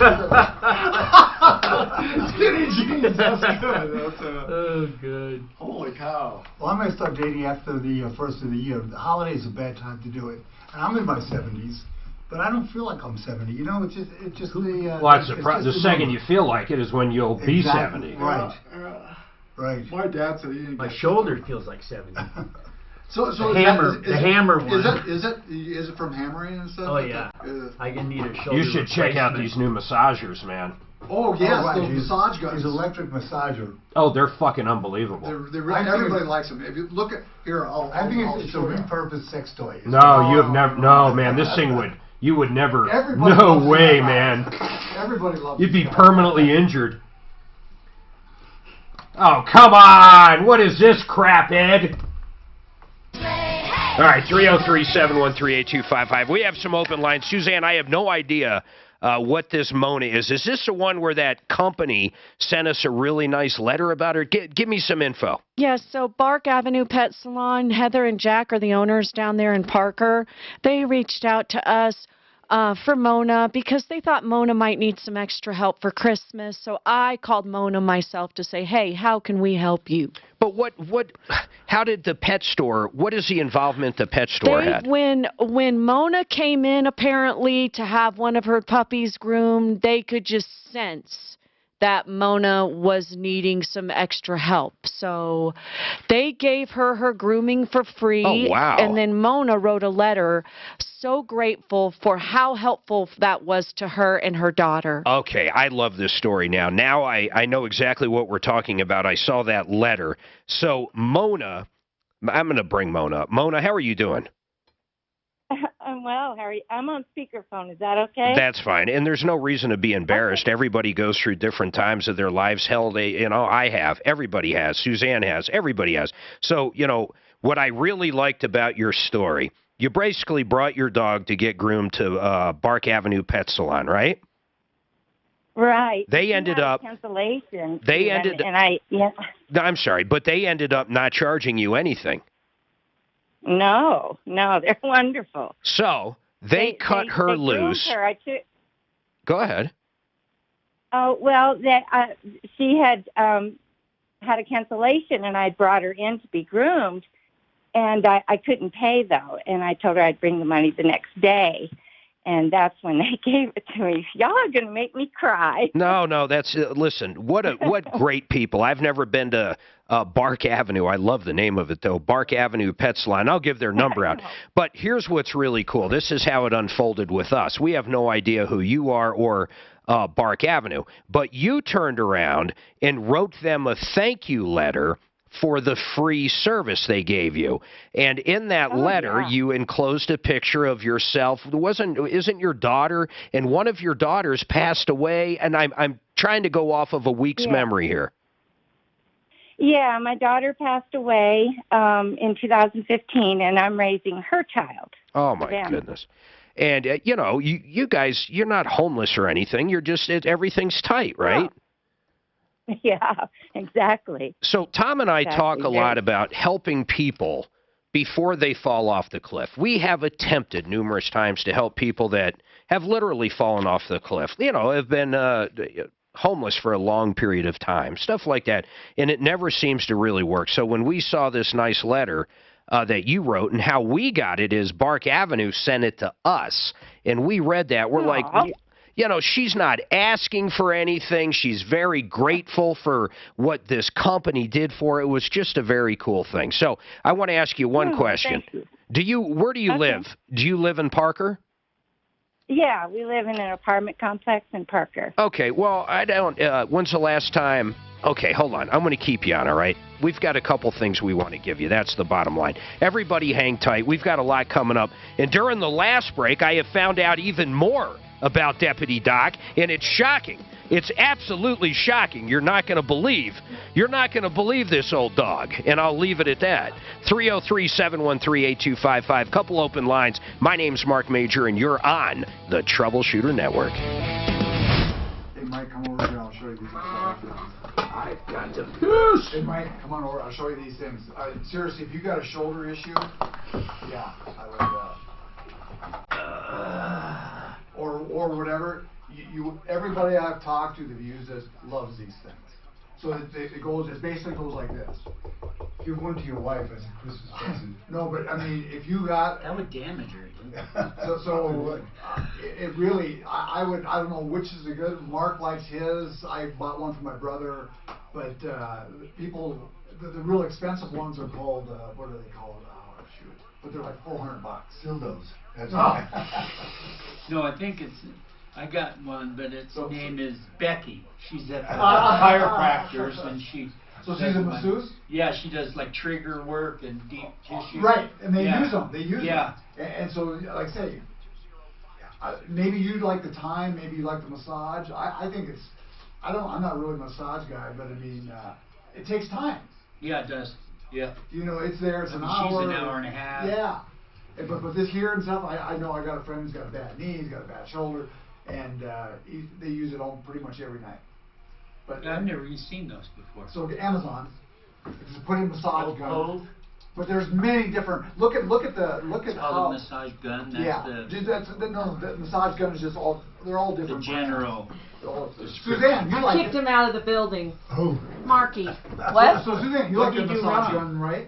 It's crazy. See? It is crazy, but it works. I know. Yeah, what do you use it for? That's the question. Well, on your muscles. Oh, you could never use that for that. Never. I just want to. It would only work once. I want to use here's the thing. Mark put it on my back.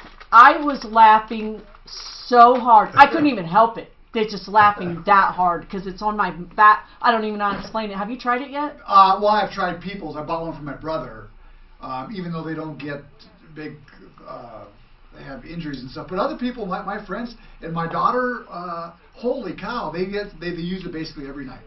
I have a kink right here sometimes. That's where most right people under the shoulder blade. Yeah, and so that's right. But man.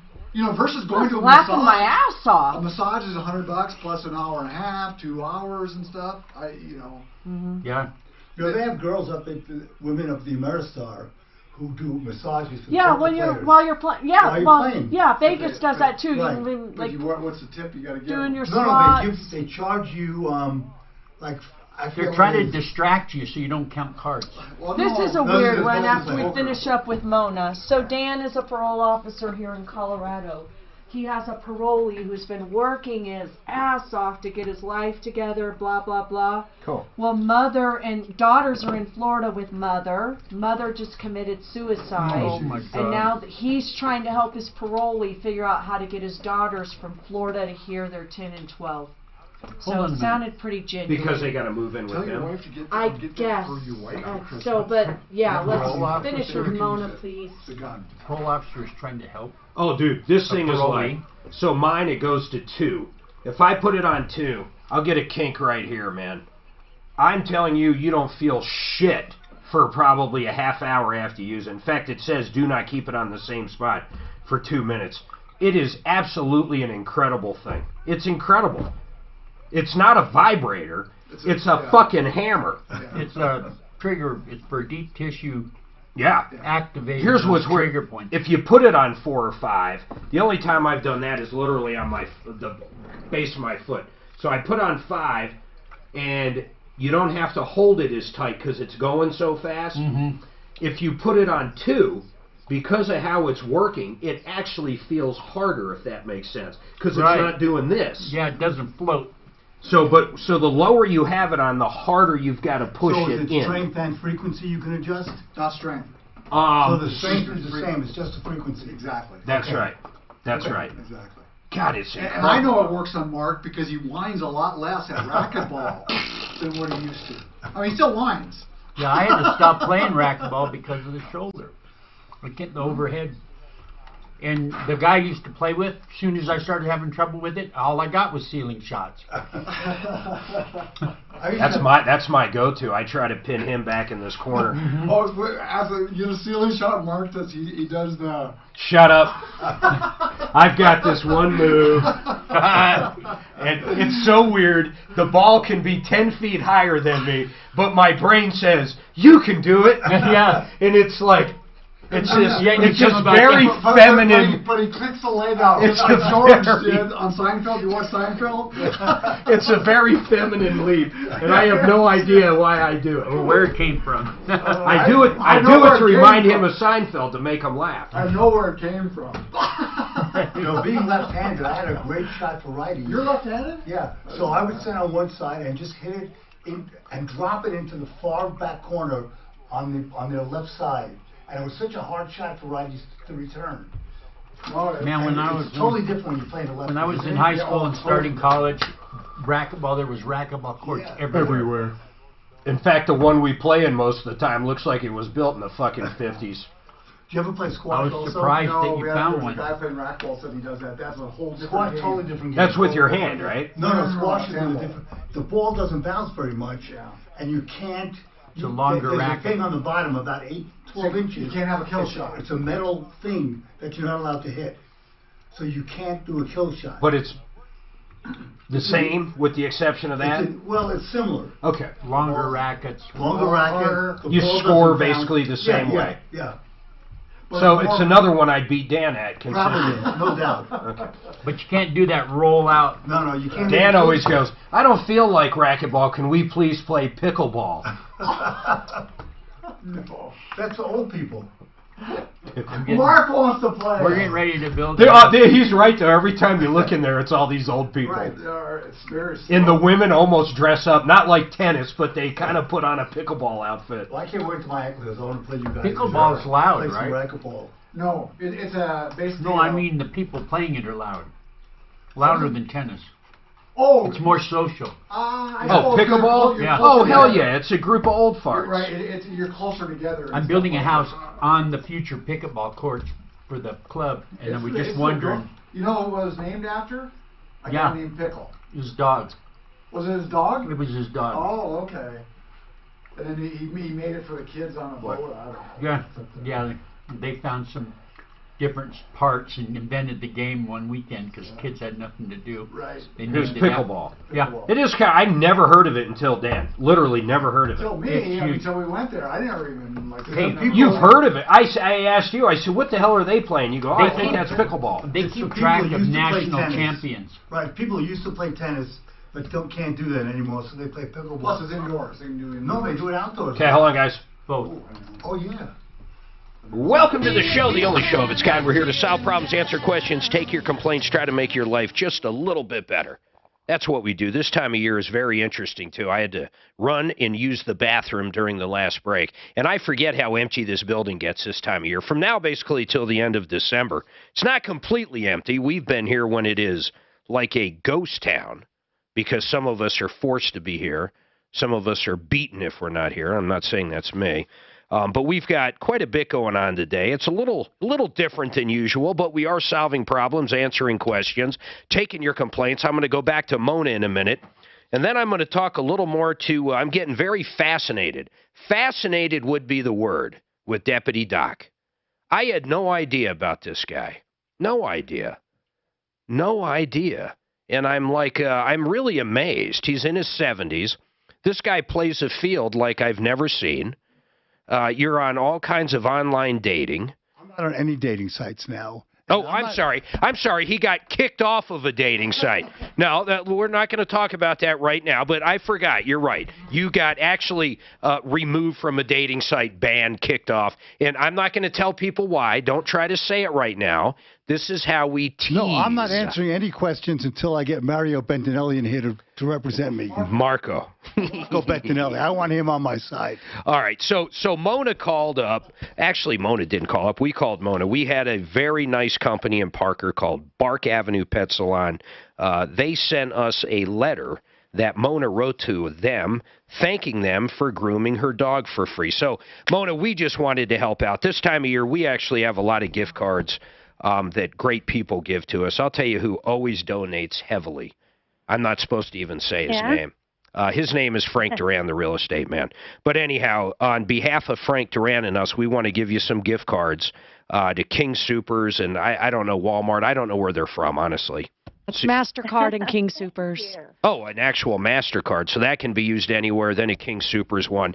And then on top of that, this is kind of odd because you don't own your house, but I think if you haven't, I know you got dogs is why I bring this up. If you would like to have your carpet cleaned, Mike Ross, who is the owner of Carpet Doctor Inc., would be happy to come out and do your carpets in your apartment 100% for free. Wow. Now, I say that. Watch, she's like on a 10 level. She lives in Parker. I think there's only 2-story. Are you on the first or second level? I'm on the third. I think you'll be okay. It's going to be up to whether or not they can do it. But if they can do it with their equipment, they'll be happy to clean your carpet. So hopefully that makes your life a little better. It totally does. Thank you so much. And can I say something? You know, Heather, their business, they're such wonderful people, and Bark Avenue. Do great work too. They do great work. Yeah, they didn't even want to come on, did they, Suzanne? They're just so dang busy over there, Mark. Oh, that's good. They listen to the show. But I am going to give them a free commercial. So if you're in the Parker area, here's a great company that gives back to the community, has helped Mona out. Bark Avenue Pet Salon, and they're at 720-851-1001. Bark Avenue. If anything, if you guys just ever run into them in Parker, just say, hey, that was really cool, you guys. 720-851-1001. Hold on, Mona, because Suzanne will figure out how to get these gift cards to you. Actually, maybe we might even be able to drop them off or something. Figure something out. We'll figure it out. All right. Number here is 303-713-8255. Jacob's got an update on his credit score, and Dan is a parole officer trying to help a parolee. That one's very curious on numerous different levels. In fact, I'm intrigued. Dan, you are the parole officer, correct? See, that's a little odd, Suzanne. I wonder if that was a whole... Here's the problem. Anytime we give cards and stuff like that out, we end up getting a lot of different calls. I don't know if we lost him or what happened there, but I'll be curious if he's actually the parole officer. He might have just called back. Jacob, what is going on with you? You say you have an update on your credit call or credit score. You got to remind me. What is it about? A couple days ago, I talked to you and Tom, and my car got totaled. Long story short, it got totaled, and the insurance company paid it off, and then my credit score shot down by like 150 points. I don't recall this call. No, that's all right. A couple days ago. So anyhow, but hold on, recap, because now I've got questions. So your car got totaled because of something you did? No, somebody hit us, or hit my wife, rather. So someone hit you guys, and then did you owe more on the car than what the payoff was? Yes, but I did have gap insurance, and they covered it completely. Okay, so why did your credit get dinged? I don't even understand that part.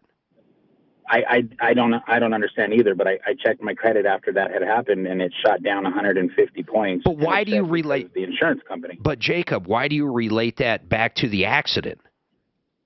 That's the only thing that happened. I mean, I didn't do anything else with my credit. Well, I can't imagine in a million years the situation you just told me affecting your credit ever.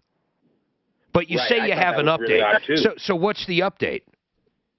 Well, basically, you guys told me, or maybe Tom told me, to write the credit agency and threaten to sue, I guess, for slander of credit. And Dan they remembers fixed it this within now. 3 days. So Yeah, did you do that? They fixed it completely. Yes, I did, and I got an email this morning, and I checked my account or my credit, and it's back up to where it should be. I can't even imagine what this was about, unless if it was just some completely erroneous error. I mean, the accident shouldn't have done anything about that. Nothing at all. I can't imagine what happened. Maybe you just had some big mistake on there that wasn't. Did they tell you what they corrected? No, I even looked in the report, and there's nothing in there as far as details. So you called in 3 days ago. Right. And then now it's all fixed. Correct. I have a hard time believing it. Yeah. That is quick. So you mailed them a letter, and they No, I did not mail it. I emailed them through the credit agency. You can click that. I got you. I'm glad you clarified that. I got you. Boy, that's great, man. I'm glad we helped out on that. Thank you. Yeah, thank you guys. That's crazy. I still would love to know what they corrected. He said 150 points, didn't he? 150 points is massive. I can't imagine. It must have been some huge mistake. Yes, Suzanne? Are you going to get out your dinger for this? No. I leave Tom. He's the one that pulls out his dinger. I pull no dingers. This is a family show. This is a family show. There'll be no dinger pulling out here. Yes, Doc, go ahead. You're perched. No comment. So what was this customer real quick? Hey, is Dan the parole officer back on? Yes, he's back. He lost connection with us. And he's definitely the parole officer. He is. Okay. Dan, I'll go to you right after break. If we start now, it'll never pan out. We've got about a minute and a half. But Doc, I'm asking you here, man. Seriously, we were talking about bad customers, and if you're a business, I'd love to hear about your nightmare customer. I'm going to ask our guest, who's a home builder, a fourth-generation home builder, on our referral list at referrallist.com, Mike Wilkie. But, Doc, first of all, your worst patient, you were saying a patient that came in and you just didn't want to work with her. What happened? Well, she was having a very complicated surgery. Yeah. And I was going over the consent form, explaining exactly what we're going to do, what the way we normally do. And she's on her phone playing games while I'm going over the consent form. You mean playing games as in like literally a game? Yeah, like Words with Friends or something like that. Totally not paying attention.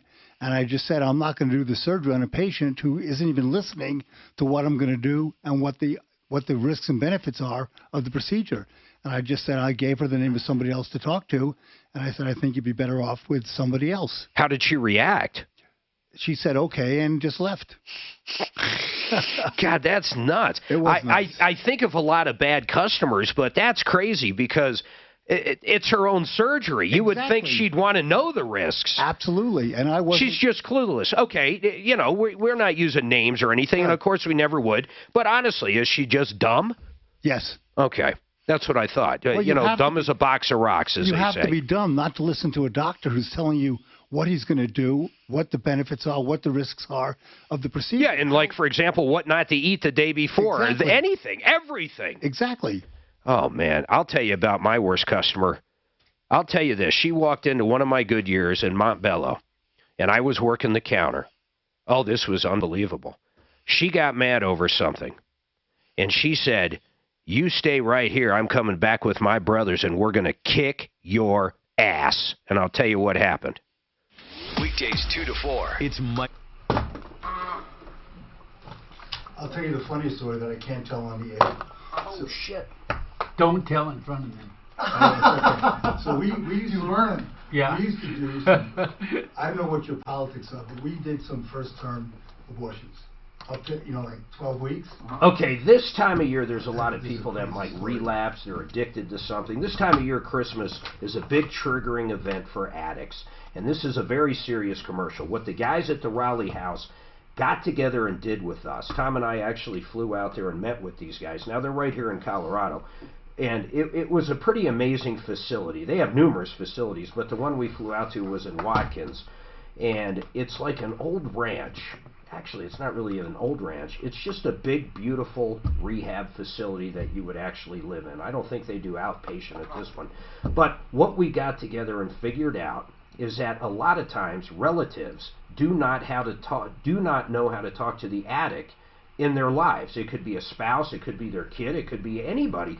They don't know how to discuss it because every time they do, nothing happens. The cycle does not break. So they came up with this number along with us. If you're trying to figure out how to talk to an addict, whether it's drugs or alcohol, pretty much anything, call this number. They're going to help you discuss it in a very positive way, but more importantly, a way that might help them get help. 720-730-9722. It's the Raleigh House, 720-730-9722. I didn't hit that. How long was that?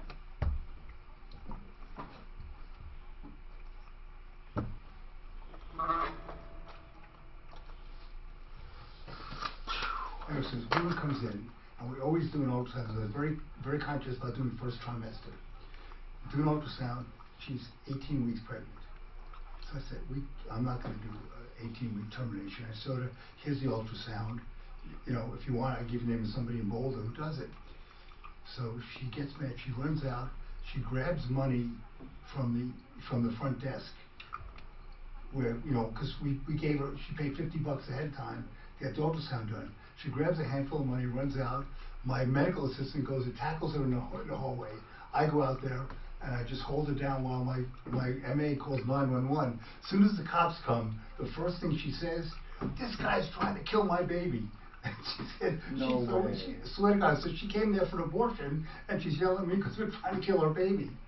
So the cops, you know, took the story and they arrested her for theft. Because she still had the money in her hand. What a nut. Yeah. Now, did you get your ass kicked? It doesn't look that way.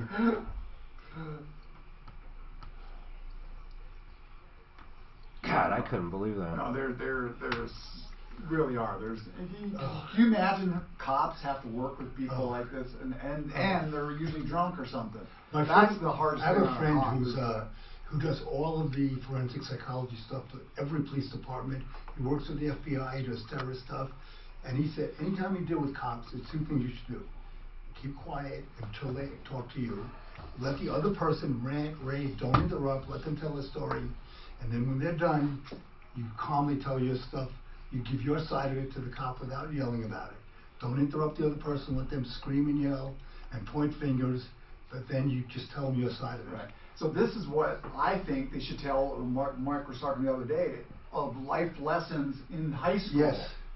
That when a cop stops you for whatever, it's yes sir, it's no sir. Right. And then you fight it in court. You don't fight it at the... Exactly. Right. Life hacks. The class ought to be called Life Hacks. There you go. Yeah, there exactly. You go. And it just makes me angry of all the stuff that's taught in school that's just worthless when they can just do... Like balance a checkbook. Balance Let's a checkbook. start there. What are you doing about leasing an apartment? What about co-signing? What does co-signing mean? Right. And these are, like you said, life hacks. It's just it could do a week-long class. How come it's better to shop at the grocery store than the 7-Eleven? There's a group I wouldn't even think about bringing that up, but I guess people actually think that they can go to convenience stores. Or how to use coupons in a grocery store. There you go. To save a shitload of money if you're on a budget. No, but it's all this. It's just crazy that they can't. The girlfriend that threw out. She made like $70,000 a year, and she was like, she'd call me from gas stations because she didn't have any money on her debit card and she needed gas in her car. Jesus, what'd she do? Marketing. No. What would she spend it on her money? No, that's she just what I didn't meant. manage her money. And my wife now, she made, at the time I met her, made like only $4,000 more. Putting her son through college, her car's paid for, she's buying a house, her bills are always paid. You're right, it is amazing. It's not what you make. Right. It's how you spend. It's what you keep. Yep. You just got to manage money. You live within your budget. Right. You don't go to the bar at night and spend $10 for a drink when you could. $100 for a drink and a round for everybody in the bar.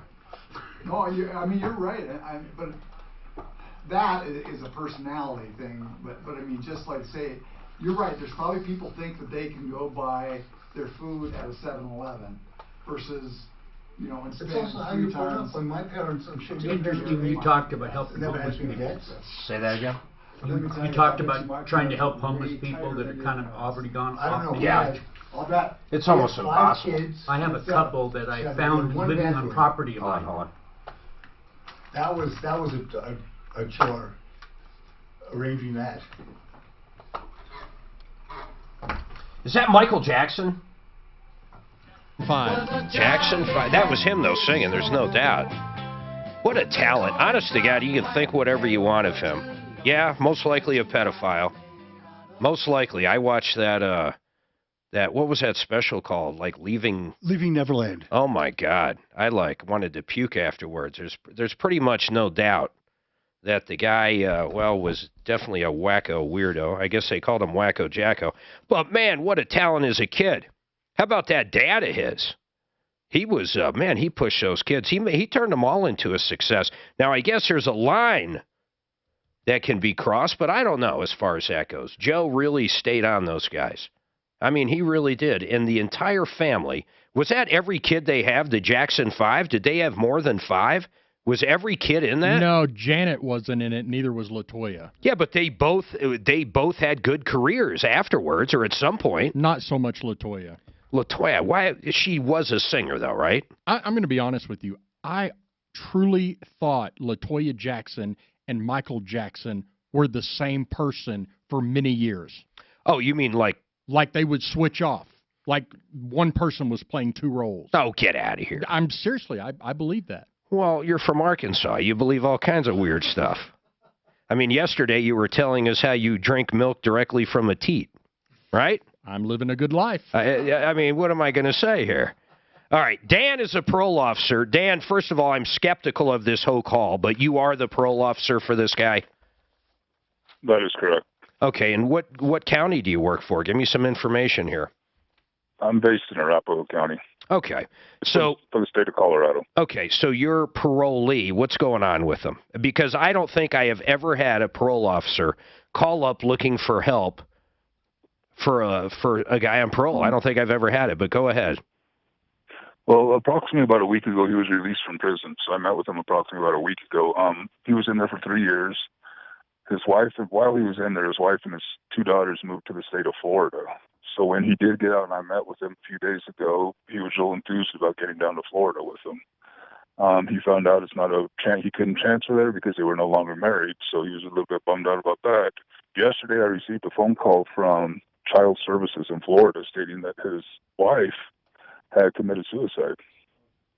Oh my God! And yes, he has a 10-year-old and a 12-year-old daughter with her. And who's got the kid right now? I'm sorry, the wife committed suicide. Who has the kids?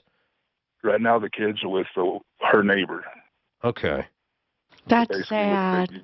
With the babysitter. They're 10, they're 12 years old. They were looking forward to seeing their dad. They haven't seen him in 3 years. Terrible. We were going to get him a travel permit down there, but his wife is no longer around to authorize the travel to the state of Florida. So now we're in a pickle because we're trying to figure out how to get the children from Florida to here. Right now he's living at a sober house. I mean, he's doing everything correct. He's in classes. He's doing everything he's supposed to. Hey, Dan, I'm speaking for a lot of people listening to this. The guy's been out for a week. Why are you vouching for him so heavily, if you will? I've been in the field about 25 years. Okay. So you got a good feeling for him. Yes. When I meet somebody initially, I could tell by going through some, just the way they're talking, what they're asking for, if they're patient, if they're not patient. So I got a pretty good feel about it. Just the stuff he was saying. What did he do to get to 3 years? That it had to do with drugs. Okay. And he's clean, and now he's in a sober house. Yes. And he did get a job. Is that part of his parole? Yes. He will be getting a job. He did choose to go to the sober house. It wasn't forced on him. He chose to be there to show us, people that, hey, I'm serious this time. Yeah. How long is he on parole for? He's on parole for 2 years. So you guys are looking for a way to get the 2 kids out here. Where would they stay if they were out here? He has he's got an elderly father who lives here. That they weren't on good terms when he went to prison. However, him and his dad have been talking a little bit this week, and the dad has come around to stating that the children can stay with him as long as he is proving himself. Do you have all the information here? Do you have the neighbor's phone number in Florida? You know, I do have the phone numbers to the lady that called me from Child Services. Yeah. She would have all that information on the kids. How about the father that lives here the kids would be with? Do you have that phone number? Yeah, I'd be able to locate that as well. And like I said, right now, I told him, I said, you know, go out to DIA, talk to all the airlines, call all the airlines, do everything you got to do. I mean, this guy's been trying everything. He's terrified of losing his kids. Just I'll tell you what, if this story pans out, I'll fly the kids up on my dime. Yeah. If everything is right, I will pay for these kids to come out to Colorado to be with their dad. Yeah, and you know, he even told me, Dan, I'm not looking for me a flight out there to get them and bring them back here. They're old enough to where they could just be taken to the airport there and flown out here, and boom, everything would be good. They're 10 and 12. They're both girls. They're 10 and 12, and this all just happened yesterday. I got the call yesterday afternoon. All right. The lady called me. Very interesting. Hold on. I'm skeptical at best, but here's what. If we get this, I mean, Deputy Doc already stepped up on this. This is crazy. And actually, here's the good news, Deputy Doc. That route's very cheap, man. Florida Frontier Airlines flies a direct flight here and there. So and does Southwest. Honestly, it's cheap. Southwest has lots of flights. Where in Florida are they? What city? That's a good question, actually. Dan, what city are they in? I'm sorry, what's that? What city in Florida?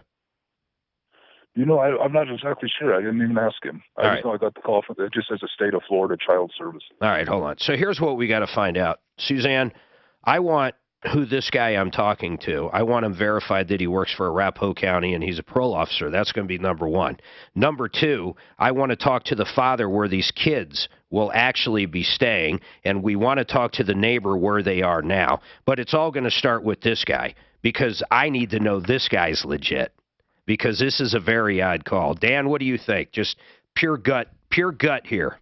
I tend to believe him, but then, like I say, I haven't been scammed like you have. But he's not getting, I believe him because he's not benefiting from this. But you don't know who he is. He could be.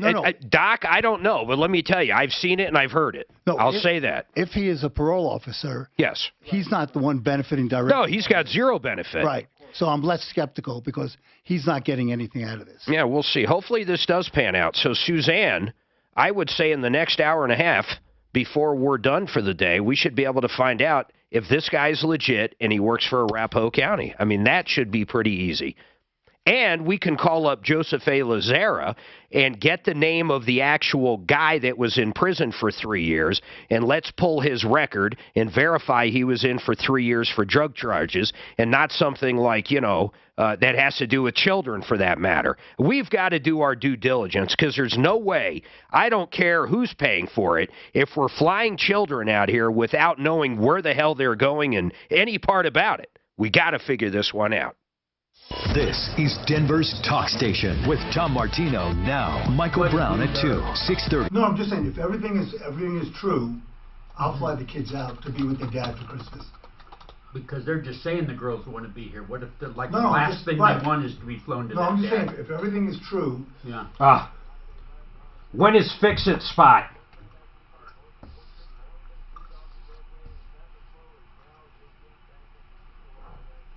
I want to move them into fourth, swap them. Because it's going to be another plumbing commercials why. Trademark that. That's another thing you need to trademark. Trademark switch swapping. What's that? That's another trademark for you. Switch swap. It's half flip-flop, half swip-swap. It's swap shop. We ought to make a list of all this trademarks. Yeah.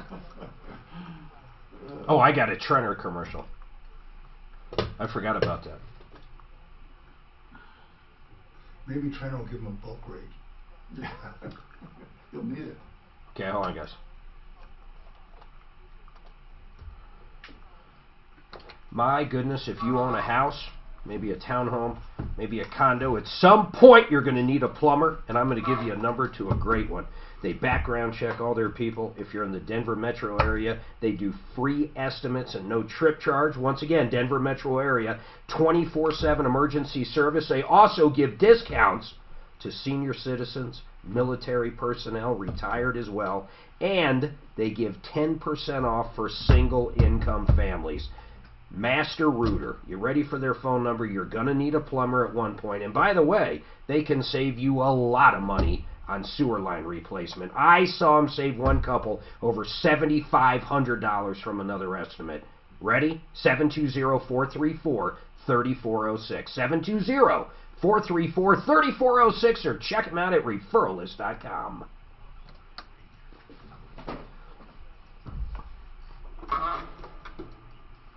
I don't know, guys. I'll tell you, I don't know.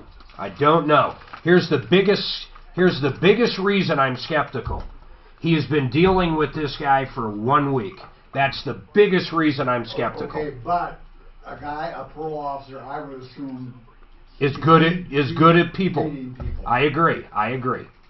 I've seen too many movies, like 48 Hours. 25-year parole officer. Nick Nolte did not get along with. He saw something there. That's what I would say. He doesn't do that all the time. Right. Well, it's Christmas time. It's two little girls. We all have our heartstrings. Oh, you're absolutely.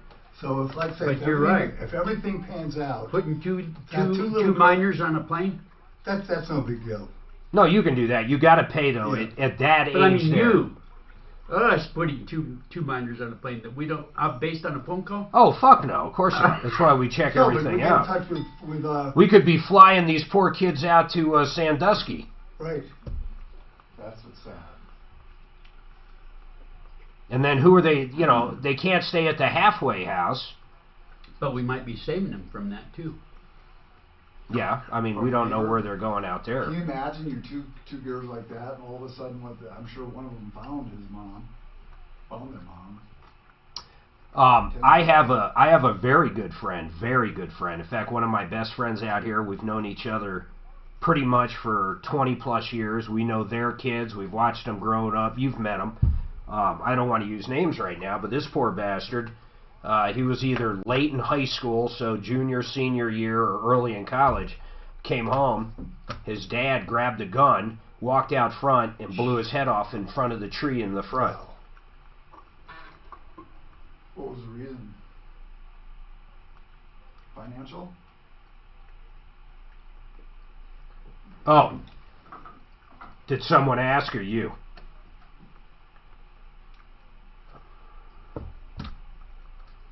I'm bad at teasing. I'm great at teasing. It's just I never not tease. He just reminded me that I was talking about that broad in Goodyear. Oh. God, she was a mean old. What was the reason he did that? Financial? What? Your friend's dad? No, he had mental problems. I don't know. Of course, I never knew him back then, but Dave saw him. Watched it happen. Wow.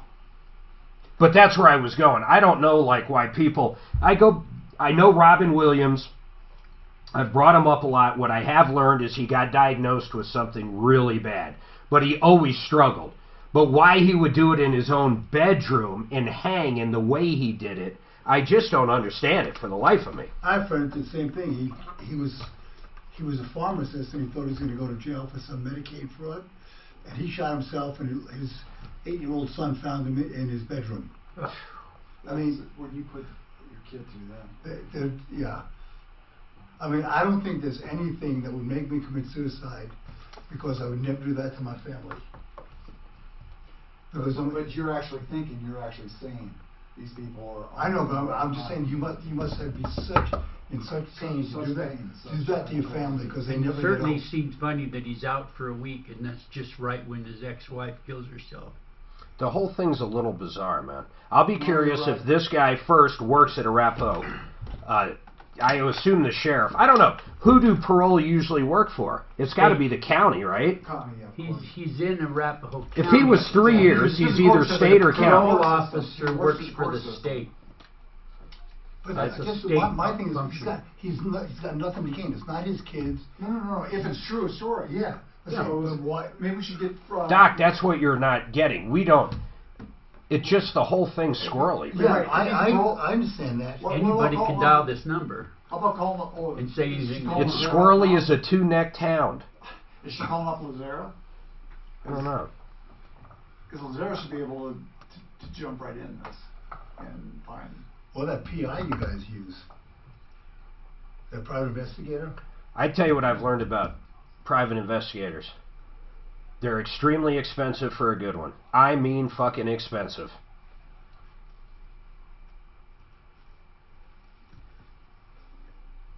Look, there's an asbestos testing call.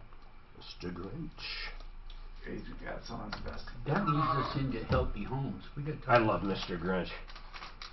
You remember growing up, they would always have... Actually, I'm younger than all you old farts. But when I was younger, it was Peanuts, and then Frosty the Snowman, and then... Rudolph. Oh, yeah, Rudolph. That was a cute one. Yeah. What was another cartoon? Christmas Story. Not a cartoon, but you shoot your eye out. One of the we best. Still watch it that. really is good. Every year we watch that one. You turn the mic on. Who are you talking to here? What are you doing? Well, you're on the air. Doc's losing it in here. Suzanne, let's call some medical help here. No, what were you saying, though? I was just saying, when I was a kid, what did everybody eat for lunch?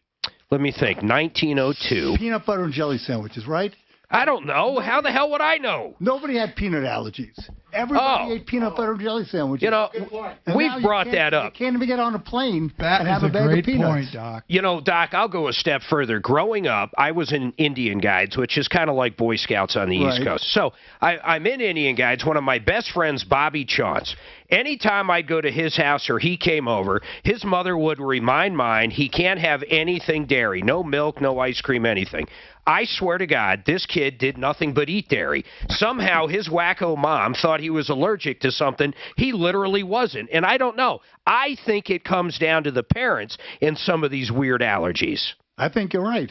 How about the airlines? They used to literally give peanuts. Right, now you can't even get on a plane with peanuts. No, there's no peanuts. You're not allowed. It is kind of weird. Why? And then if it is true, there's been this massive outbreak in allergies. Why? That's even scarier. I'll have to ask my pediatrician friends. Yeah, you got to ask. And ask them if they just think that parents are crazy. Well, we know parents are crazy. I know. I can't believe he delivered 1,000 babies. Suzanne, can you imagine that? That's a lot of babies. That's a lot. And they all look like Mark. So they're good looking. There's nothing funny about that. Really, there's not. What are we doing with this Arapahoe County deal? He is going to, when he gets back in the office, he's going to send me the information, and I'll start verifying from there. Did he give his information? He gave me his first and last name. He's going to scan his badge to me. I'm going to look at that and go from there. What's your take on it? I think the guy is totally legit. I am a little concerned, though, Mark, that you're bringing a 10 and a 12-year-old girls that maybe haven't seen their dad in 3 years. I have no idea. That's been in prison. But that seems a little scary, but it's sad to think they might be with some neighbor folks down there for Christmas. Well, or the neighbor folks eventually turn them over to DFACS or whatever it's called in Florida. I wonder if we should talk to Bonnie Shields about that whole process and how that works. And then that's not a bad idea. That's a good idea. In fact, here's what I want you to do. I got an idea. Call Bonnie Shields and we're going to pick her brain on this. That's a good idea. You like that? Wherever it came from. Yeah, you like that, Mike? I'm full of all the good Once an ideas. hour, he gets a good idea.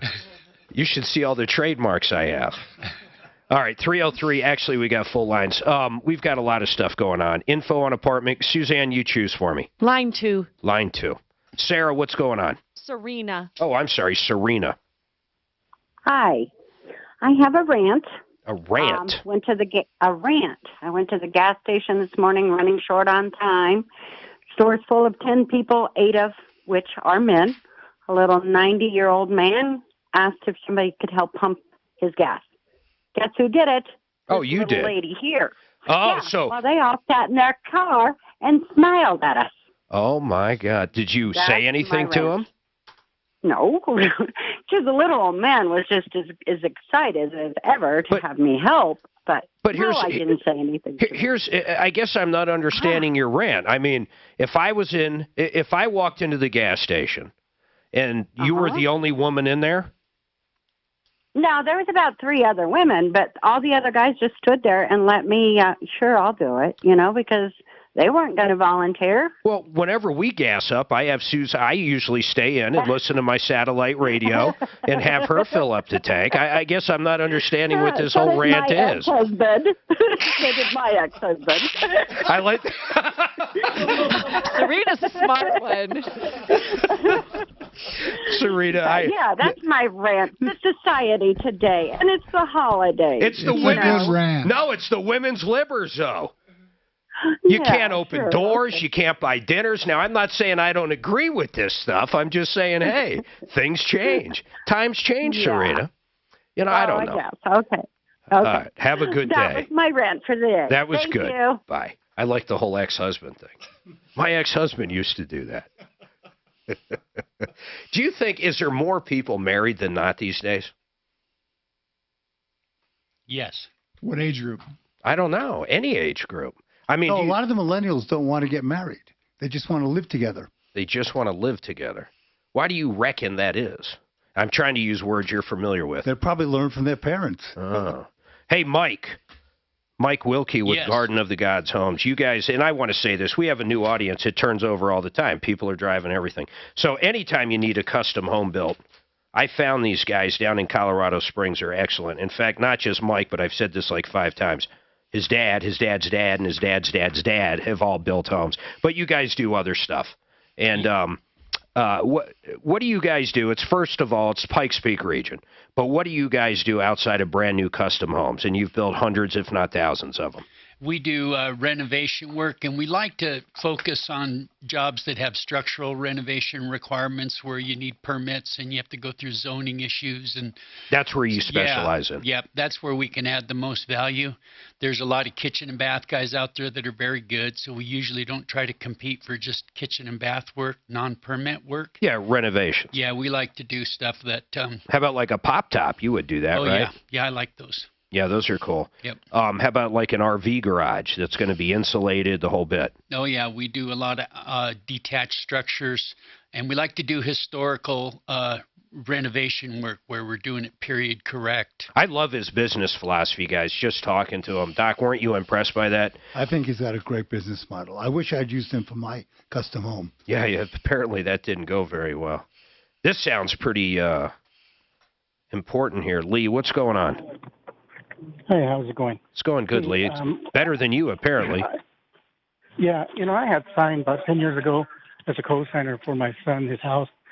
And just recently he took in somebody for a couple of days. They had some problems with their own house, and their son got hurt.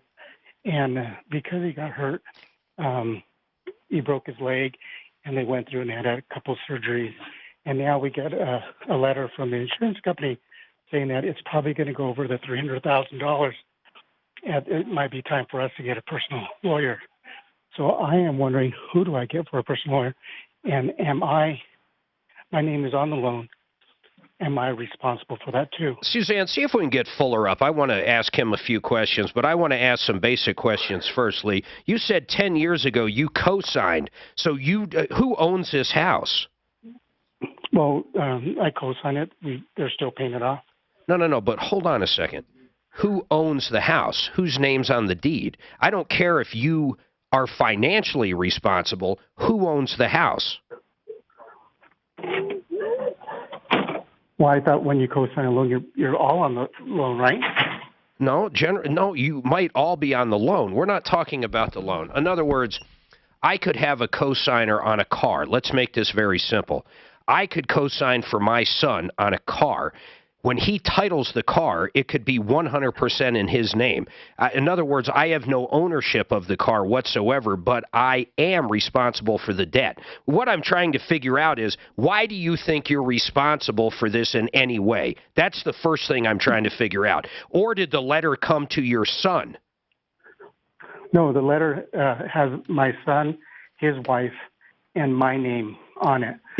I also... Go ahead. Okay, go ahead. Well, do you know if your name is on the deed? Do you have ownership in that house? I'm not 100% sure. Well, if he's on the insurance policy, it must be, Mark, right? He must be on the deed. I'm not necessarily sure he's on the insurance policy. Well, if he got the letter too.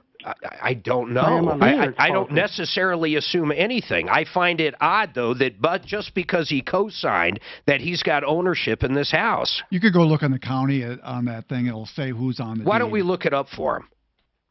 We Let's do that. I really want to do that. I'm going to answer all your questions, and we're getting a legal mind on to help with that. But I'd really like to see that first, because you might not even be on the hook, Lee. You follow what I'm saying? But I believe I am. I believe I am. You Let's really just go do. with that. Okay. I am. Okay. Yeah. So over $300,000. Is there going to be lifetime injuries here? No, what happened is the kid, from what I understand, I'm not 100% know what went on, but the kid fell, broke his leg, and it broke pretty bad where they had to have surgery on it and put pins in there. Well, they have had a second surgery now to take the pins out. He's up fine, running around. He's fine now, but the way the insurances are, I'm sure for the medical and stuff, they're charging a pretty good price on it. You know, what's interesting, how much money do you guys have? We have a good amount. I do not a lot of money, but a lot of assets. I mean, in my 401k, like $250,000, my 401k. Yeah, generally they're not. Generally, they're not going to be able to touch that. But here's some of the curious things I want to ask our attorney. Hey, if we can't get Fuller, Denver trial attorneys, Marco Bendinelli, I want a PI on this. So here's some of the things I want you to think about. Actually, I got to take a break and I'll come back. But I think I've got news that'll make you feel a little more better about this. Hold tight. Now, impact traffic. This report is sponsored. I don't think it's going to go up 300,000. Holy shit. I can't imagine. No. I think all the insurance company. Here's a couple things I don't understand. One is the insurance company is representing whoever has the insurance policy. Right. He's saying he's part of that policy. So let's just go with what he's saying. Why would the company representing you tell you to go out and get an attorney? That I don't understand. The only way they would settle for that $300,000 is they would have to sign, it's done, it's over, here's your $300,000. Right. None of this makes sense. Right. The only thing is what they're saying is we think it's going to go above 300. We're just going to give the 300,000, then we're out of it. They wouldn't do that. Yeah, they would. I'll ask an attorney. Are you kidding? Then I'd go after them for bad faith. If they're not, you're wrong on that. I disagree. Okay. Well, we'll get that settled. Hold on. You know, we were talking about this stuff during the break. It's Rocky Mountain Retro Foam. And here's what these guys do. If you have an older house, it doesn't even have to be older, ironically enough, but if you have a house that has traditional insulation in your walls, I promise you, you are paying way too much for your energy bills. These guys can come out, it doesn't matter how old your house is, what it's made of, and they can pump this foam into your walls, and it's really cool. In fact, if you go to foamyourwalls.com, you can see a video of how it works. In fact, Tom did the video. It's really cool. But this truck pulls up and they start pumping this foam into your walls and it fills the cavities. They don't have to rip the drywall off or anything like that. It goes around all the electrical cables and the HVAC. It goes around everything the way they pump this foam in. And it can save you up to 50% on your energy bills compared to what you're paying now with traditional insulation. There's no maintenance required. There's no off-gassing. You save money on your energy bills. And the other cool part is it basically soundproofs whatever area that is up to 80%. If you live near a train station or a bus stop or by the highway, have noisy kids, maybe you have a bedroom that's next to the kitchen, this stuff can help you too. Just check out the video and see if it's right for you. Foamyourwalls.com, foamyourwalls.com, Rocky Mountain Retro Foam. No, what I was saying, Mark, say you had minimum on car, right? You had minimum on car, you had an accident, you rear-ended somebody, it's all your fault. Insurance company's going to say, okay, we're paying the $15,000 or whatever. You're wrong. Now it's up to you. You're wrong. Hey, babe, how long do I give Fuller before I reach out to DTL or something? Reach out to him. I want to handle this one now. Any of them. Or Marco. I don't care. Just get an attorney on. Well, how do you say you're wrong? You're saying the insurance company is in the bed for more? No, here's what I'm saying. Let's take it in real terms. This guy, they've got a $300,000 policy, I assume, right? For liability. Yeah, that's what it sounds like. So, if this insurance company would never give that company $300,000 without representing these guys in court. They're going against their own guy. They would never do it. If they did, they're going against their own insurer. They're going against their policyholder. Their best interest is to you. They would go to court and fight till the max they can before they would give this guy the $300,000. I don't think so. I know you don't think so. I know you don't. Like I say, how would that be any different than a car? It's the same as a car. You're wrong on the car example. You're saying that they would go in there and fight with a lawyer saying we don't owe you this $15,000, and then when the $15,000 goes there, they said okay. They would never pay out any money. I'm trying to put this as simple as I can. They would not pay out any money, okay, unless they get something signed saying they're not going to come after you again, the other party. It's a settlement. They'd have a settlement agreement in place. Yeah. I don't think it's okay. I know I'm right. I'm never wrong, Dan. And the reason I say that is, remember that Fuller's actually said that he's went after the insurance hasn't covered up to it. They went and got more money from the guy as long as he has. But the insurance never paid out that amount until the trial's done, and depending on what happened. Okay, well, we'll see what Mr. Fuller says. It doesn't. I'm already right. I don't know what else to tell you. Also, I can't believe the insurance company is not going to want to see hospital bills, records. Their fiduciary agreement is to their policy. The agreement's financial.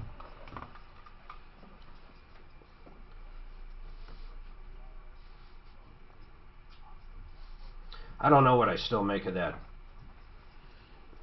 I'm dying to know if that guy works for Arapahoe. If he's going to send her the badge. What's that? He's going to send her the badge. That would prove it right there. No, we'll call up and make sure that person works there. In fact, what we'll do is call up and ask for that person.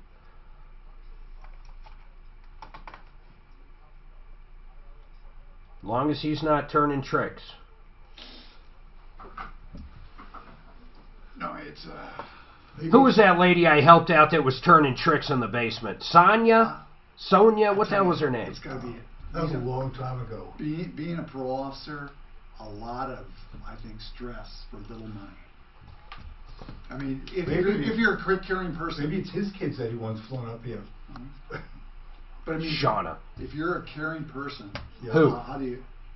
How do you do it? Because they don't make much money. Well, same social workers. They don't make much money. Exactly. You're exactly right. Social work is another thing. You're right.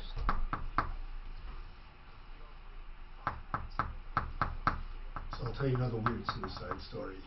Maybe Rock for line 1. I haven't used him for a while. I get a call from someone I knew back in New York. This is about 10 years ago. He says, Ken, I got to tell you something. Rob and I my first life committed suicide. Holy shit. What happened? I said, well, this was 3 years ago, but I thought you should know about it. So I said, why the fuck do you call me 3 years after? Oh, I guess. I said, what am I supposed to do? You know, if it was at the time, maybe I'd call the parents, go to the funeral. 3 years later.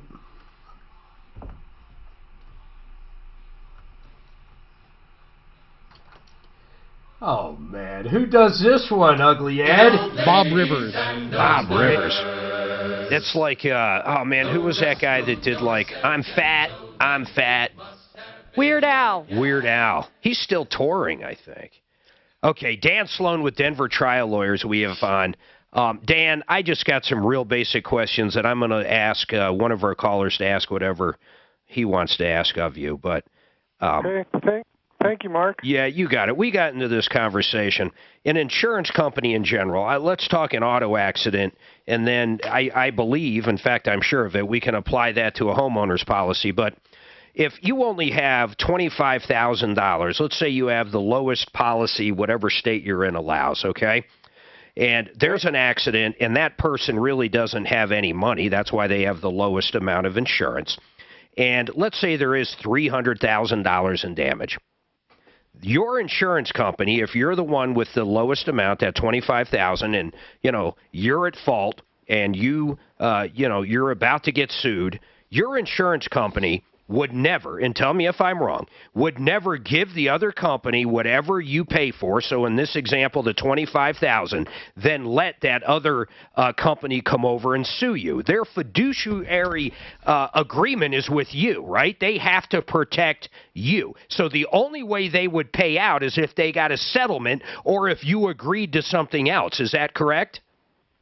Well, the way they would pay out the policy limits is in exchange for a full and final release from whoever they're paying the money to. Yes, so just to clarify, because Dan is very slow here, just to clarify, if it's $25,000, they would have to sign a full release, so they couldn't turn around and sue you again for the other $275,000, even though you don't have it.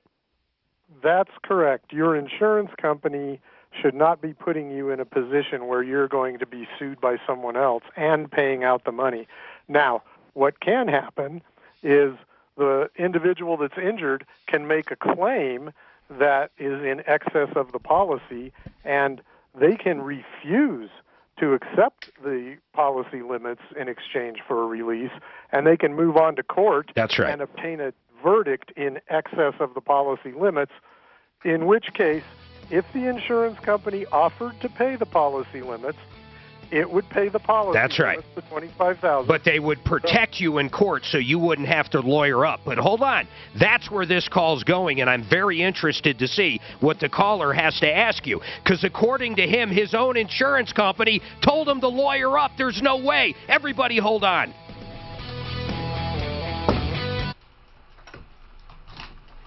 I might have hung up on him on accident. No, Dan, you're wrong. Okay, well, basically, but I guess I was going about it the wrong way.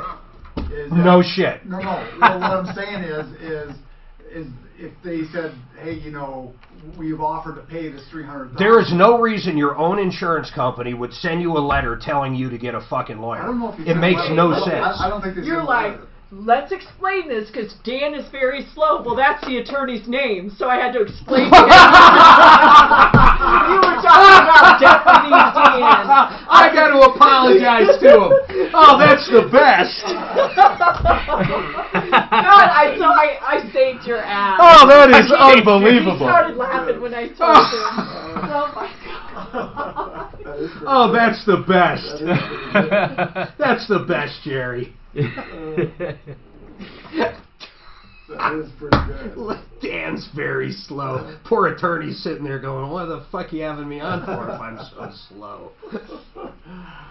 Oh, shit. But okay, so this is what I'm saying is why would... Hey, would you get, just for the heck of it, would you get Lee's, the address of that house, just the address of the house where the kid fell, and give it to Dan?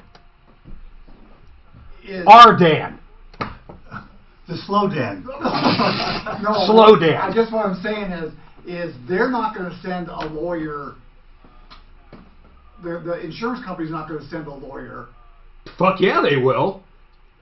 If the client, the insurance policy holder, is threatening with a lawsuit of $600 and they'll only pay out $300. Yes, they will send a fucking lawyer. They have to send a lawyer, and they'll fight like a motherfucker for you, or else you can go after them for bad faith. They represent you. Their main goal in life is to protect you. Okay, so in that case, they could end up paying well over the limit. No. What would happen if it went like that? First of all, the insurance company and the other attorneys would risk getting nothing compared to whatever the maximum limit is. So generally, that's why people take the maximum limit, because everything else is at risk. Now, if it happened to be Bill Gates that hit you, and the case is on video, and his insurance is only $500,000 and you have millions in damage, yes, of course, you would go to court, the insurance company would end up paying out the maximum $500 after defending you, and Bill would end up paying you the rest. But generally it never works that way, because people get insurance to cover up to what their assets are. People with $3 million don't have $25,000 in coverage. Right. And I assume this guy doesn't have an umbrella. I'm sure he doesn't. Well, he probably has an umbrella or at least a raincoat. Well, we need to ask him. Dan's very slow. Oh, that poor bastard. What are the chances?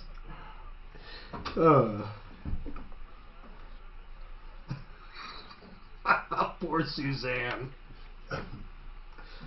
Oh, man. But I'll bet you a letter wasn't sent. Or I don't even know if this guy's part of it.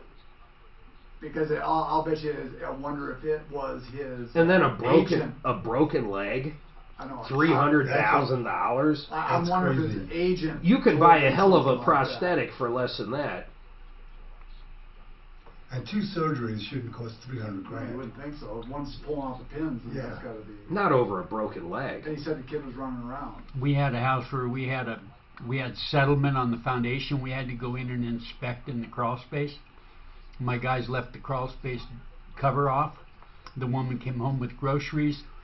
The closet where the crawl space hole is where she put her grocery bags in one of those tubes. She walked in there, never looked down, fell down through, caught her leg in the ladder on the crawl space and broke it. Wow. She was a personal trainer. Oh, man. We bought the house back. Oh, my God.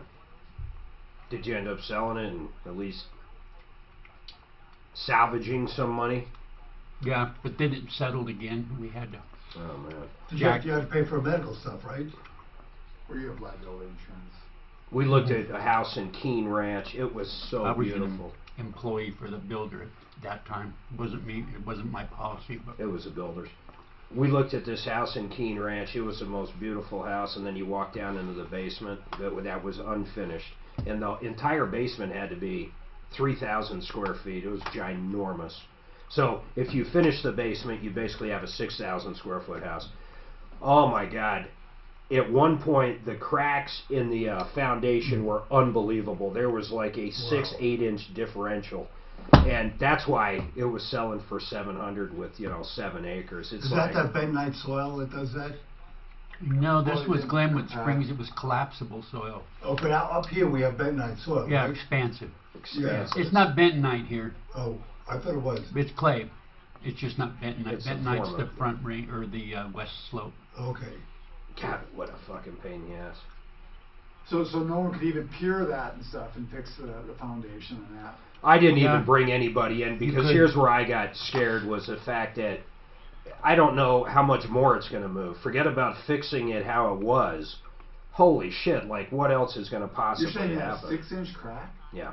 Holy cow. Yeah. I have a company and we do foundation repair, do piers. And we picked one. We've got one right now. We're getting ready to do this. Fell 21 inches one way and 15 inches the other. And just broke the Lack of compaction. whole house. Is that because we didn't compact? Or? Collapsible soil. Same neighborhood as that other house.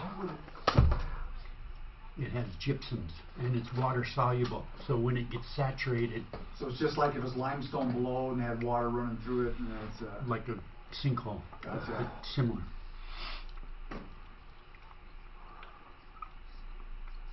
It's amazing. You lift those upright and everything just comes back together. The drywall cracks all come back together. So something like that, didn't they have to do a soil test prior to that? Yeah, it can change though.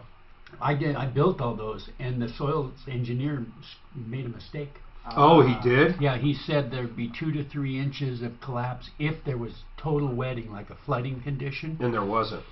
When Sullins engineers got done with the evaluation on it, 60 inches was the potential settlement. Oh my God. But 5 feet. But it's not just wetting, right? The water's got to run. through Welcome to there. the show, the only show of its kind. We are here to solve problems, answer questions, take your complaints, try to help you out, try to give you advice. We have one of our experts on, Dan Sloan with Denver Trial Lawyers. I'm going to bring him right back up. But to catch everybody up, Lee called up.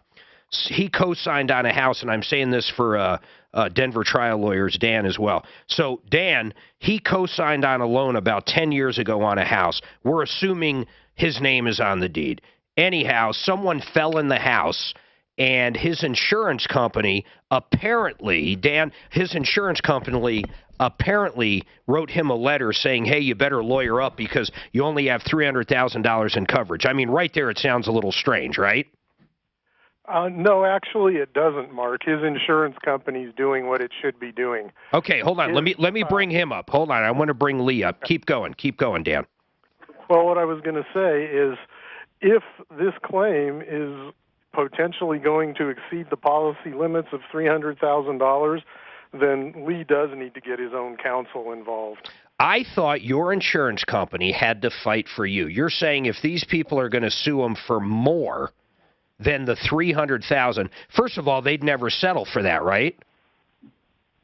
Well, I don't know if they would or not. No. I'm saying his insurance company can't simply write them the check for $300 and tell Lee, okay, there, we did our part.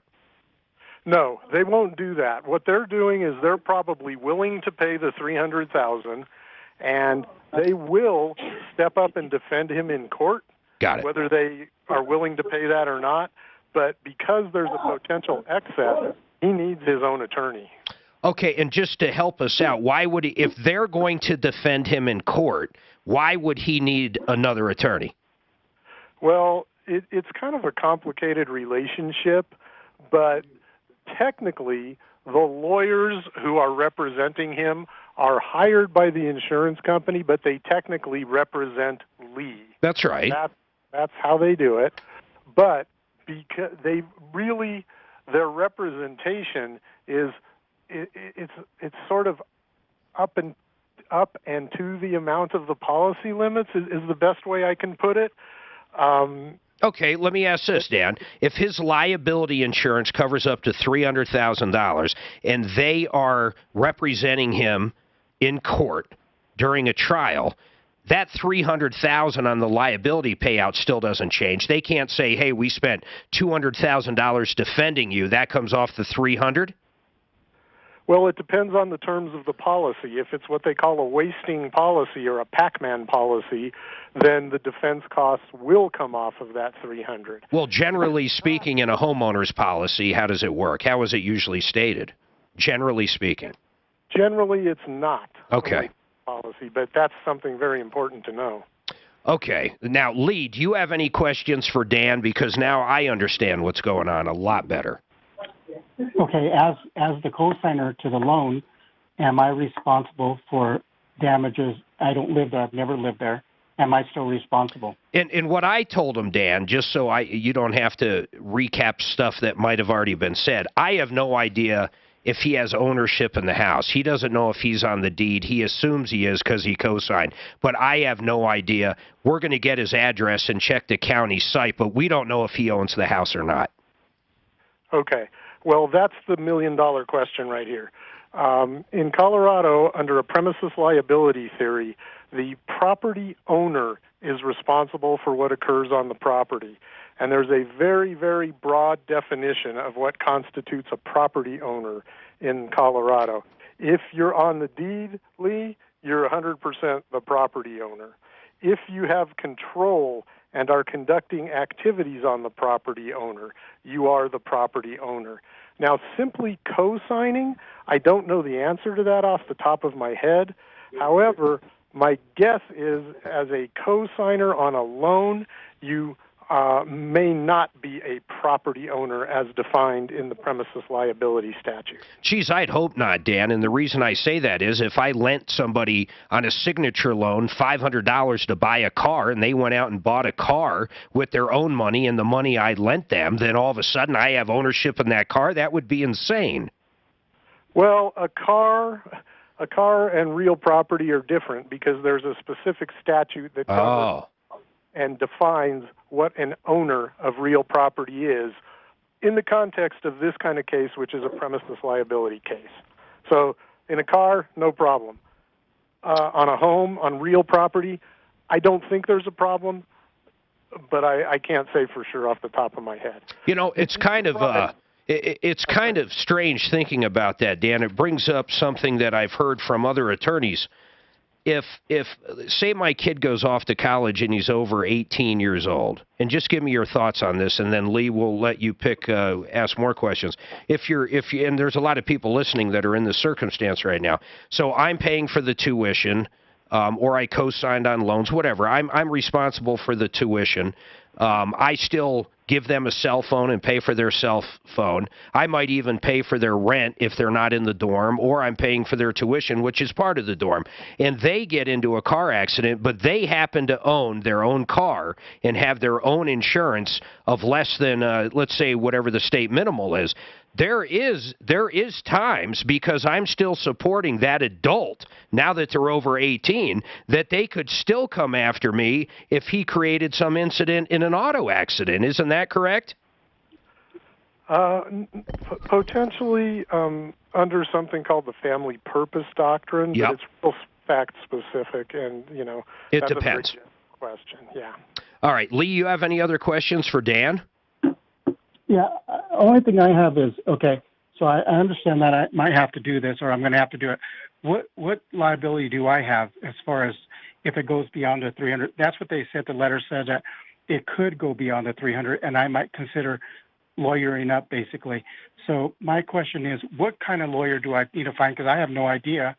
And how much of my assets can they really come after? Hold on a second, though. Dan, I just want to jump into something here, man. In his particular circumstance, we have no idea if he owns it or not. We have no idea if they're not even going to settle. Is that pretty much a form letter he's getting, or did they actually make a demand for more money? I mean, they might not even know what the policy limits are. I mean, is this pretty much standard practice? Apparently, it's just a broken leg that happened in the house.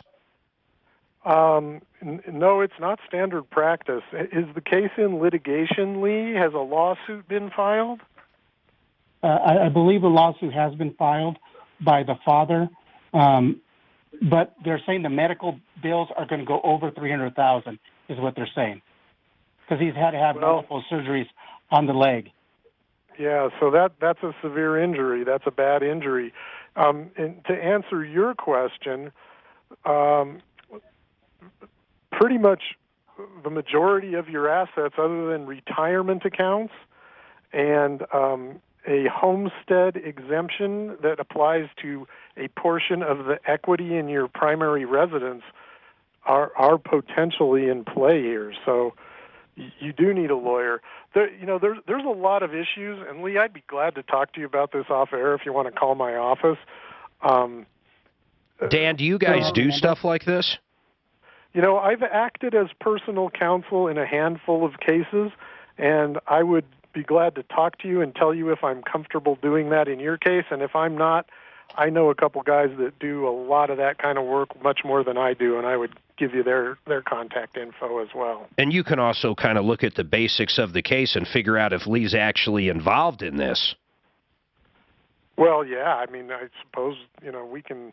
He must be. If he got that letter, they must assume, because he co-signed, he's either on the deed, is on the deed. I mean, why would he get that letter? And that came directly to you, Lee, not the guy you co-signed for?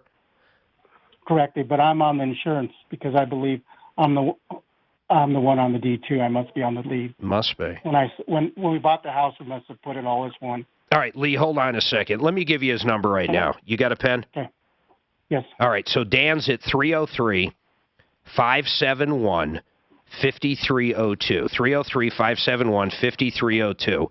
And that's Denver Trial Lawyers. You got that? Just call them up when we hang up. Make an appointment to talk to them over the phone. And then I'm going to put you on hold. Hold on. I'm going to put you on hold, Lee. Hey, Dan, you got time for another question on medical malpractice? Yes, I do. All right. Hold on one second. We got to take a break because this one's probably going to be Heidi. It sounds pretty serious. Hold tight. Weekdays 2 to 4. It's Michael Brown. Nancy Pelosi has admitted it. I don't know why he would have co-signed. He actually owns part of the house. Yeah. He could go in there. He's half owners of the... That's what it sounds like. Was it his son? That's, yeah. All right, Fix It 24/7. I just got an email from George. Hold on. I want to make sure I'm reading this right because it sounds too cheap to be quite honest. Hold on, I'm looking. Everybody's yelling at me. All right, here's the deal. Plumbing is light today.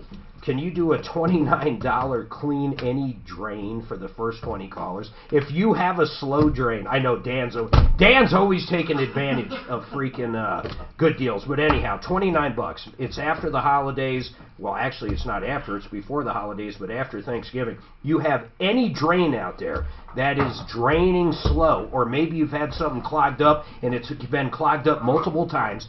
They will come out and clear any drain for $29. That includes your bathtub if it's slow. That includes any drain in your house.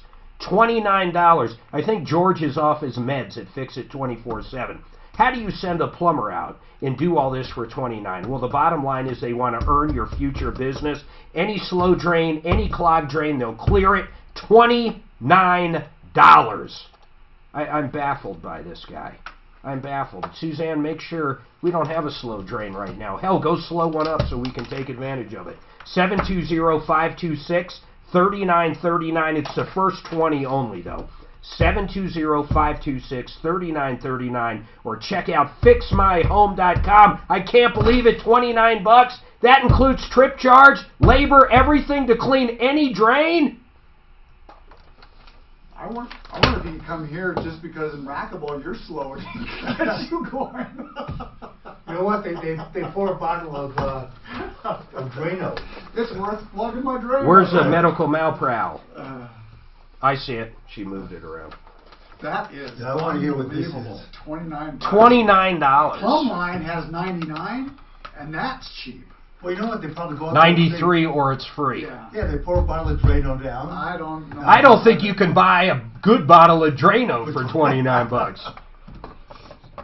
they got to get the old snake out there. So can I ask Dan a question? So here's my question I want to ask the trial lawyers. If you have somebody... You can ask them. Don't ask me. No, I just want to... If you call up the Bar Association, will they give you... And you want a divorce attorney or a... Will they give you the names of people that specialize? If you're looking for somebody... I don't know. Okay, go ahead. That's a good question. No, I can't believe that's a good question. I don't think they do, though. Not the Bar Association. That would be like That's like calling the building department and asking them for a name of a good contractor. They can't recommend. Right. Although, if you walk into Douglas County, I just built a building, but they do have a bulletin board where people put shit up there. But you're right, that's just... But they don't... They have no control. They won't give you one name over another. So they won't give you the list of people who... We don't know. In family You can law get or a divorce list. law. You can get a list of... No, but he's talking attorneys. Though. Right. So will they give you a list of people that's like, let's say family law. Will they give you 4 or 5 people? I don't think you necessarily... I'm not sure the bar is when you pass the categorized bar. as being that was my one type question. of I don't know. practice or another. Are you looking for one? No. It just came up because she Call wants the the name referral of a list. medical... Call the referral list. I know that. I tell my people in Colorado when I'm on Fridays all the time. Yeah. I tell them to call the referral list. So if I come back, I got to be with this guy again? No, this is I good haven't group. picked up more stories. Yeah, this is good. Yeah, what about the other one? I don't know how much trouble I'm going to be in when I get home, but Did you tell your wife to listen to the show? Ex-wife. Did you tell your ex-girlfriend? no, my wife can't. She works for the she works for the government. She's not. Give her the podcast. She doesn't have a phone or anything where she is. He doesn't allow her to have a phone. She does secret. You're safe. She does federal secret stuff, so she doesn't. Does she work for the feds? She works for U.S. Northern Command. She's the budget analyst for the chief of staff there at Peterson. So Homeland Security, Area 51. So did you have to be Twisted Sister, a Twisted Christmas. Did you have to be vetted also because you're married to her? Yeah, they did want to know everything. You had to go through a background check? No, but she has to periodically. Yeah. She's got a top secret clearance. So. Wow. Does she carry a gun? I don't know. She can't tell me. She'd have to kill me. Right, well. She does say that a lot. I can't tell you. I'd have to kill you. Less likely, though, if she doesn't have a gun, that she's going to kill you. Maybe it's more. So she's an ex-Marine. This flight attendant I was dating. So when was she in? Huh? When was she in? She got out in '86. Oh. I was way out before her. this flight that I was dating had 5 guns in the house. Why? She likes guns. She was from Louisiana originally. I was dating a lieutenant colonel. She kept a 357 under the pillow, which I ran into. I don't one know time. that I need to call. He sent us a shit ton of proof. I mean, oh wow. You know, his birthday, You like guns? I've never fired a gun in my life. I've and never his fired a gun. license, it all matches up. First of all, So it's that open to New York part's City. true. You I can think have I'm going to guns. get Bonnie Shields on to help advise further. And then how about I've never fired a gun. This is just the initial stuff I got. yeah, we so need far. her father. We need the father's.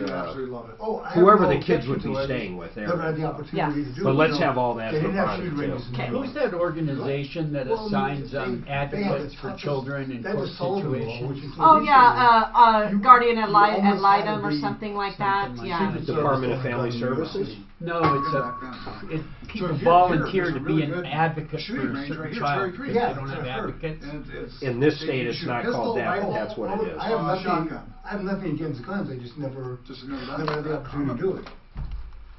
I guess if I went down on a farm, maybe. Cheech and Chong. Is this a Christmas song too? This proves my point. Everybody's got a Christmas Santa carol. Claus, man. You know Santa Claus, man. Oh, yeah, man. I played with those dudes, man. All right, 303-713. Yeah, you're supposed to start that, Ed, where the music was to come back in. There is no music. It's all that. Are you serious? Well, that's not a real Christmas song then, right? Prove me wrong. All That's right. a real one. All right, so let's get Heidi up here. Heidi, what's going on? Hi, guys. I just had a couple of questions. In March, I was apparently, this goes on for 2 months, but I apparently contracted the flu, and on March 9th. And I went into the doctor the following week, and they said, yes, you have the flu, but we don't have any flu shots or any flu test strips, so we can't test you, but let's just say you have the flu. And I had sores in my mouth, and they said, and you have strep in your mouth. But they didn't treat any of that. So I was in the doctor a total of 4 times between the second week of March and April 12th. Okay. And one of the times I was in the doctor, my pulse ox was 77%. I'm sorry, your what? The oxygen. Oh, your oxygen. The oxygen Okay. level. It should be well above 90. So what ultimately happened, though, Heidi? Let's fast forward. I assume you did have the flu? Well, it turned into April 12th. I coded. My kids found me. Oh. I ended up having a collapsed lung. My chest was so full of blood and pus, it moved my heart all the way to the right side of my chest. I spent a week in the ICU, another regular ward. I had chest tubes. I had drainage from my lungs, severe septic. As a result of that, I do have some memory loss and some scarring in the lung, and my doctor takes no accountability. I've never had a chest x-ray while I was seeing him. He said my lungs sounded great, but it couldn't because it was collapsed. Heidi, you went in 4 times to that same doctor. Is that what you were saying? Yes, sir. That's incredible. I mean, first of all, I'm sorry to hear you went through all that, and I'm glad to hear that you're doing better, although it sounds like you might have some possibly damage that lasts a long time. Dan, what is your initial feeling on that? And Dan Sloan's with Denver Trial Lawyers on a referral list at referrallist.com. I mean, people talk about, I assume where you're going, Heidi, is you think this doctor was just very neglectful, didn't do his job, and you're thinking malpractice. Am I correct there? Absolutely. So, Dan, my understanding, that's one of the hardest things to prove. He offered what? He also altered my chart. Oh, altered. Yes, he did. He changed. I have a medical assistant that knows my pulse ox, the pulse ox machine alarmed and sounded at 77%, but he put it was 84. And he sent me home and told me to go to bed. Dan, what's your initial thoughts on everything you just heard? Well, so the first thing I want to comment on is what you said, is that these cases are incredibly difficult to prove, and they're incredibly expensive to prove. Was there negligence in this case? I can't say 100%, but sure, it sounds like maybe the doctor missed something. But I always caution everybody I talk to about a malpractice case that a bad result doesn't necessarily mean that there was negligence, because medicine is a science, but it's also somewhat of an art, and it depends on your presentation on those 4 times. But it doesn't, certainly you don't expect to go to your doctor with flu symptoms and wind up in the hospital in as horrible condition as you did, Heidi. With a collapsed lung. Right, with a collapsed lung. You know, the way we would need to evaluate these cases is kind of what's the long-term effect of all of this? What's the outcome?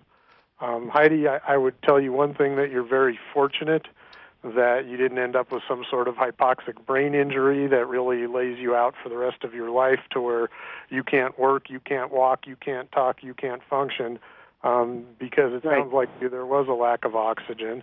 I did hear what you said about having potentially some memory problems that are permanent. And, you know, let's keep our fingers crossed that that's not the case.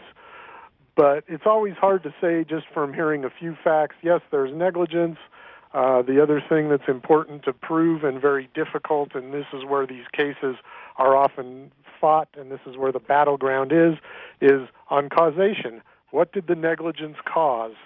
We oftentimes see misdiagnoses of cancer cases, but it's impossible to prove that missing cancer for 6 months caused a different sort of outcome. So there's a lot to consider in these cases. It's really, really almost impossible to tell someone just from hearing a minute or two of facts whether this is a viable case. And Dan, don't you need another doctor to look at the records and also agree that it was egregious? This doctor should have never have done this. You have to have actually another physician go against this one, right? Well, so I think what you're talking about is an evaluation, because we have to file what's known as a certificate of review. That's the very first step in even considering a malpractice case. And we have to get another physician in the same or similar specialty area to say that this particular physician acted, that there is a substantial justification for bringing the claim. Got it. And that's the threshold right there. But that's not even close to the end analysis. No, I got you. The end One thing that worries me, though, if he altered the chart, that is a slam dunk no-no. Don't you agree, Dan? Well, it's definitely a slam dunk no-no, and we love to catch them altering charts, which we do on occasion. But it's always easier said than done. I mean, this PA or nurse practitioner is very unlikely to come in and say, yeah, Dr. Smith or Jones altered the chart. Yeah, yeah. And by the way, just so you know, Dan, that's one of our volunteers. We call him Deputy Doc. He delivered thousands of babies over the year. Now he's one of our volunteers. So he's a little familiar with insurance when it comes to doctors. So Heidi, do you have any more questions for Dan? The burden of proof is pretty hard in these cases. These guys will sit down with you, though, at no cost and talk about the case and see what and see if there's something there. Well, the last time this physician saw me, I was apparently in severe septic shock, and that's when he sent me home and told me to go to bed. But Heidi, let me play devil's advocate. I'm the judge. Okay, prove that to me, Heidi. Okay. I'm being serious. How would you prove that? I'm just asking. I'm curious. Did you leave that office and go directly to the hospital and they told you that? I'm not trying to beat you up. I'm just saying, you saying that, how would you prove that? That's right. That'd be difficult. And I don't know, but I mean, Dan can talk to you on this kind of stuff and tell you that. So I really think you should give them a call. Regardless, you should talk directly with someone over there, either Dan or someone else at Denver Trial Lawyers for sure. Okay. I'd be happy to talk with you if you give us a call, Heidi. and we can go into a little more detail. Yeah, they can go into more detail and really look into the case and see if you do have a case. The hardest part, like you said, we get a lot of these calls, Heidi, and I like, it's not that I like, but what Dan said about the cancer part, if someone misdiagnosed cancer, and that would be very upsetting to anybody, but eventually if they would have got cancer, even if they didn't diagnose it, and the end result would still be the same, I don't think there's really much of a case there. Is that correct, Dan? Yes. That's the whole problem. If the end result, even if the doctor you went to did everything you said incorrectly, could he have stopped it? I mean, a lot of the stuff comes down to that. Hey, Dan, really quick, Heidi, hold on. You ready for his number, Heidi? I am. 303-571-5302. 303-571-5302. And his name is Dan Sloan, but that's a Denver Trial Lawyers. They're all great over there. I mean, every single one of them. Okay. Got it? All right. I appreciate that. And Dan, real quick, I have to say something. I never laughed so hard on the last break. When I first started talking to you, I apparently said something that you did not understand. I said, hold on, I got to speak slowly because Dan's slow. I wasn't talking about you. I think he might have. I was talking about our resident deputy, Dan, who was trying to tell me that, whatever, it had nothing to do with you. Suzanne came in here tripping over herself laughing, going, you basically just made the attorney think you had to talk slow so he could understand. And Suzanne promised me a free lunch on you for that, Mark, so I'll give you a call about Well, let me that. tell you, Sounds fun. Martino owes me about 20 free lunches, so I'll pass one of those Hey, on Dan, to you. can I ask a question? Yeah, go We're ahead, talking Doc, about- real quick. Hey, Dan, if somebody's looking for a specific kind of lawyer, let's say family law or estate law or whatever, bankruptcy, whatever, can they call the Bar Association and ask for a list of attorneys that specialize in that field if they don't know where to go? That's a great question. I think so, but I'm not exactly sure. I know there used to be a directory of all the lawyers in Colorado that would list a specialty area, but they stopped printing that about 2 years ago. Maybe so it's online now. It could be online. Well, there you go. Doc actually answered a good question. I asked a good question. All right, hold on. Suzanne wants to say something to you off air. Anyhow, listen, folks, I have to take a break. I'm way over. Ugly Ed's getting uglier by the minute. This is Denver's Talk Station with Tom Martino now.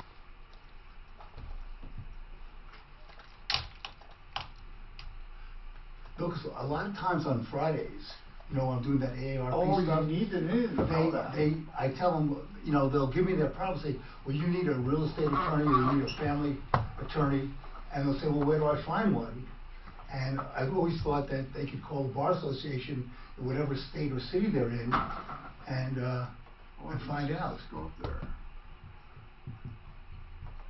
I tell you what. How does anybody work without the internet, huh? I don't know.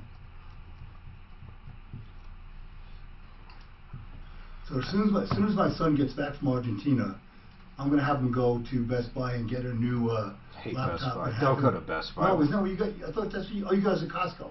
I'll go to Costco and buy me one. Best Buy. Yeah. Costco, what adds another year onto your warranty, right? Yeah, I'll just go to Costco and have Same with appliances. It's really hard to beat Costco in most Yeah, the deals. one I have now, literally, I bought in 1991. Your computer? Yeah. Holy cow. And the only thing I use. All right, talking about great attorneys, let's talk about Mile High Estate Planning. His name is Blake Harris. He's an attorney at law. Free consultations. What does he do? Well, let me tell you. If you don't have a will, or maybe you found yourself in probate, maybe you need a prenup, a postnup, probate, trust administration. He even does litigation. This guy does it all when it comes to planning. In fact, I'd call him a rising star. I don't want to say he's that young. He's definitely well over 30, but man, is he well versed in this stuff. This guy, if you have assets and you're thinking about how you're going to pass them on or how you want them passed on, you have to give this guy a call. Maybe you've had a will and a lot of your circumstances have changed. Maybe you're in a blended family now with stepkids and you want certain things to go to certain people. I need to tell you to call him. Blake Harris is at 720-924-6171. 720-924-6171. That's Blake Harris, Mile High Estate Planning.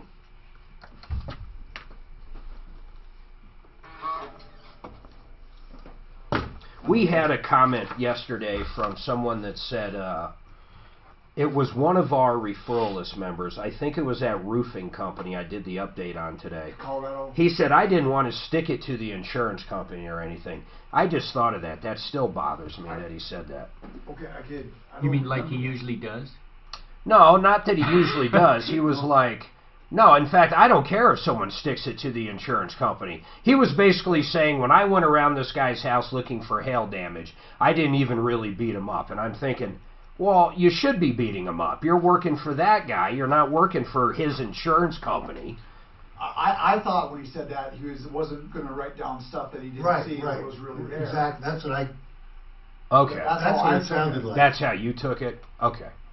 I thought he was saying, oh, I'm going to be easy on him. No, I don't want to put stuff that's really not there and stuff. Yeah, but how would you even do... I guess I didn't take him that way because the adjuster comes out. If it's literally not there, it's not there. I mean, this isn't... I tell you, those insurance adjusters, I wish I would have known about Paragon back then. How long ago was yours? Oh, 6 years ago. I used him from the get-go, as you know. Right. I didn't mess around with it. Well, no, for mine it was... What do they do? I got a rough... They're called public adjusters. Yeah. Never heard of that term. Oh, you're kidding me. I'll explain it to you when we come back. Oh, it's incredible. It is incredible. It really is. So, my initial roofer came out, and he was like, I don't know, man. 60 grand later. I've had one time where he had said that he really couldn't help a guy. I had one too, and he knew the adjuster on the other side. It might be the same one. And it was like, was it like a trailer house or something? It was a modular that was real small. Yeah. And it was just beat to hell already from a previous claim. And the guy was actually nice and gave him stuff. The insurance company gave him stuff he probably technically shouldn't have got, but he kind of felt bad for the guy. Is that the same one? I think it was and stuff. It was a call. But yeah, so, you're going to explain too. You're going to go over the public adjuster. Yeah. I never knew it. Never heard of it. And it's.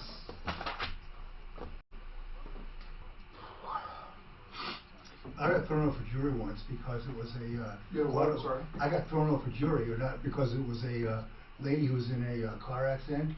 I was claiming back injuries, and I said, they asked me, I said, well, everyone I've ever talked to exaggerated their injuries, and I don't believe anything that people say against insurance companies because they just want to wreck insurance companies for back injuries that you can't prove. So the attorney said, well, we don't want you on the jury. Oh, there's so many simple things to say to get off of a jury if you really want off. But no, this was the truth. I think that people exaggerate when they're making low back claims because you can't prove it. When I was working, I actually wrote on the thing and says, I don't want to be here. Oh, really? Yeah. They didn't hold you in contempt? No. Shit. Remember that lady that I think was on Tom's show, that she called up and she was talking about how to get out of jury trial, and she got called back in and the judge sentenced her? That was on this show. I don't remember that. She called up and she said, this and this and this is how you got off a jury, and the judge called her back in, held her in contempt, and I think she spent 10 days in jail. Ask Tom about it when he comes back. That's good. I'm sure. That is a waste of just for asking how to get off a jury. She was telling people how to get off and how she lied to get off the jury. Well, if she literally said I lied and it really happened, that should be contempt. And so the judge called her back in. I'm sure it was on this show. Ask Tom about it. We'll ask him next week. I like this upbeat Christmassy music. 303-713-8255. We have some lines open. We've got a couple updates. Who is this? Who does this version? Rock Heroes. Rock Heroes. I kind of like that one, actually.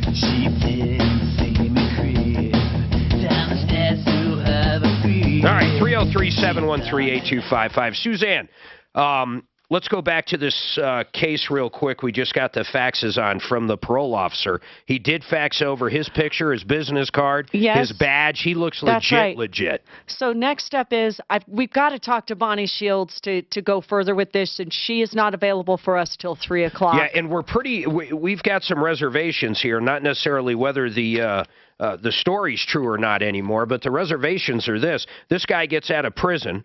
His kids are with his wife in Florida. He gets out of prison here. His parole officer calls. The wife, who's got the kids in Florida, committed suicide in the last few days, right? Kids are over with the neighbors in Florida. Yeah, the kids are in Florida with the neighbors, and he can't leave the state to get out there. The parole officers has tried different things, so they're trying to get the kids out here. And then, of course, this guy's in a halfway house, so you go, well, where would the 10 and 12-year-old live? Well, apparently his father, the parole guy, the parolee, his father was not on great terms with him prior to him going to prison, but now that he's out is willing to have the kids come out, but we don't know any of this. I mean, we don't know if this old guy's good for the kids. I mean, we don't know what's going on. And then if he is, does he have things for the girls, a bed? Now, I did have a gentleman who helps people like this. He said if the grandfather pans out, he would have clothes, beds, furniture, dresser, anything for these girls to help get them set up out here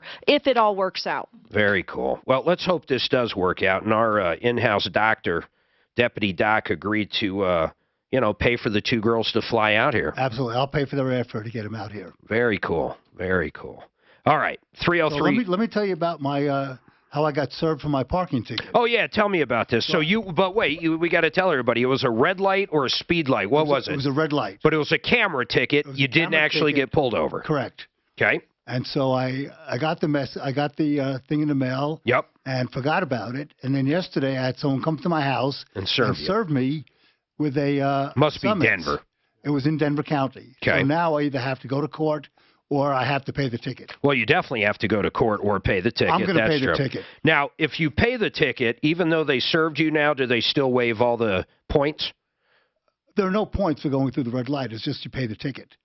Well, I think if you go to court and lose, they do assess points. Right, but I'm going to just pay the ticket, no points. No you know what's curious? What'd they do? Just knock on your door? They knocked on my door. I thought it might be a census. I've always wondered about this, and I'm not going to say it happened to me, but maybe it did. And maybe it was in Denver, and maybe it was very similar to what you said. Seriously, maybe the same thing, and I did go to court. Anyway, so I thought it was maybe census taker, or I was expecting a package. And they got you. And for a red light ticket, I wasn't overly concerned about it. He wasn't going to drag me away to court. Just have to. Yeah. Now I have to pay the ticket. You know, the best service I've ever seen, and Dan always says, don't tell people because then they'll know if they listen to the show. But Deputy Clint came up with the most basic thing in the world, and it works every time. What does somebody always want? A package. And if the box says Amazon on it, there's smiles usually from ear to ear. So he'll simply take an old Amazon package in a box and tape it, and he'll walk up and he'll have the service papers right inside and open the box at the last second and go, you've been served. Yeah, but Mark, you did that. Brilliant. When you served my guy. Oh, the auctioneer. Out the golf course. Oh, the golf course. That stupid kid fell for it, too. You know, I had to serve this guy, so Dan, I did it as a favor to Dan. I mean, we do it for listeners, so I said, I might as well do it for Dan. So I freaking go to a golf course. I got the kid's name. I know he works like in the caddy shack. So I walk up and I go, where's so-and-so? And they're like, oh, he's somewhere in between hole 3 and 18. You know, maintenance. He's a maintenance worker. So I walked about 3 holes, and here's a group of, guys kind of goofing off to a degree, but they look like they were working. And I'm holding this package, and I'm like, hey, where's so-and-so? I got something for him. And the stupid kid raised his hand up. And I said, you've been served. And then I walked off. Dang it, though, Doc. Okay, on my speeding ticket, real quick, here's what I did. God, it wasn't speeding, it was red light, and it wasn't me, so I'm going to take it all back. Wasn't me. But let's say they have a photograph of you running a red light, okay? Now, what happens if there was, hypothetically, a fire truck or ambulance behind you, and you had to go through the intersection, and of course the camera doesn't know, and I couldn't even ask, or this person couldn't even ask the camera any questions. So guess what happened? I have no idea. It was dropped. Well, it should be if that was the case. That's right, but how would they prove if that's the case or not is what I'm saying. Well, I fundamentally don't like red light or speeding tickets because I can't even ask questions. And if something does happen, like an ambulance behind you or anything, a cop behind you telling you to move. You always have the option of going to court to fight it and telling your side of the story. That's right. But who do you say your side of the story. Who is telling the other side of the story? The camera? Well, then you're in good shape because the camera doesn't show up, so it's a slam dunk. Yeah. It's just frustrating in general that we now have to show up to court if they do service you and say, hey, I didn't do anything wrong. Here's what happens. It's a pain in the ass. Hold on. I want to come back and talk to our guest before we end the show. Now, Impact Traffic. This report is sponsored by the Broadmoor. No stop. 2 o'clock. We have to find out if Mike got a post nut with his second wife. No. Does she want one since she's making more than you? No. It wasn't this red light out here, was it? No, this is... They just put cameras Oh, in. did they? Yeah. No, this was turning from 6th Avenue onto Spear. Do you live in Denver? Yeah. Would they have come? Who is it, Integra and who? If you were in... Integra and Master? Probably not. And I was stupid. I just, like, it's going to be a $75 ticket, so it's not that big a deal. $75 you wouldn't want to pay to the city because of just wasted. I know. Denver's terrible. Jeez. Don't you must Are pay they your property taxes. Let me tell you, back to back or no? When I came out here, I did a fellowship at Denver General. They didn't pay me for 8 weeks. All right, a plumber with 24/7 emergency service, great discounts. They don't charge a trip or diagnostic fee. In the Denver metro area, they use good, clean, and current equipment, licensed, bonded, insured, the whole gamut. And they do sewer replacements for almost, actually, I'm going to say it, they do them in some cases for half of what the other guys charge. So if you're shopping around for a sewer replacement or have other quotes, you got to call these guys. If you have a frozen pipe and you have something leaking, you just need a toilet installed, a new faucet installed. These guys do everything, small, medium, and large jobs. Master Rooter. Ready for the number? Write it down. 720-434-3406. 720-434-3406. Yeah, that serving can be kind of fun. It can be, I remember the first guy I did, man, he was a big guy too. It was a mechanic thing, and I had to walk in there. I said, hey, here, I'm serving you. Make sure you go to it. And we just started talking back and forth. He wasn't mad. A guy threw a box, or a lady threw a box at Mark. Wow. I had it on video too. Hold on, guys. I think you'd have to have it. This one, time's running out. This is as the essence goes, or as whatever. You got to call now, and I'm not kidding. Open enrollment for health insurance only happens once a year. Once it closes, it's done. There's no changes. It's a very important time right now. Integra Insurance is who everybody here at the Troubleshooter show uses, and they're great guys, and it doesn't matter if you're on Medicare or if you're with Kaiser right now or Centura. They're going to look and they're going to find the best insurance company for you. And a lot of these companies right now, if you're used to paying the crazy high prices, to give you an idea, I think Kaiser on certain plans has dropped 15 to 25%. Other companies like Bright have dropped 25% and more. If you haven't shopped for health insurance and you're sick of paying the big bills, a lot has changed. Call Integra. It doesn't cost any money, and they're going to do the best possible thing for you. 303-466-5500. Integra Insurance, John Jones, Day is his wife, his kids work there. They've got lots of great employees, 25 years in the health insurance business. Integra Insurance, 303-466-5500. You got to call them now, because some of it is December 7th. Some is December 15th. That was a commercial. I know. I was going to say, you got to call them the 7th. Some of it's the 7th, some of it's the 15th. We'll say it when we get back. Yeah, so you got to call them in the next 3 days. Because when I'm doing a spot, though, unless if I bring in, just watch it. Okay. The 7th. It's 11th right now. I know. Some of it is I closed, just did. Gotcha. And some of it you only have until the 15th. So you understand what happens on that, because the spot right after you went over. Oh, sorry. Well, no, it's all right, but I'm telling you why, so you understand why. What'll happen is they'll end up refunding that spot They don't literally refund it, they replay it. Right. I was trying to help Integrity and say call them in the next 3 days. No, just bring it up when we go back. Yeah. When we're just talking, it's fine. Okay. But during a spot, even if I do it, doesn't matter. If I talk over another spot, it just creates an issue. I was just trying to help. I know you were. Yeah, let people know that they got to call Integrity before the 15th. You don't like issues.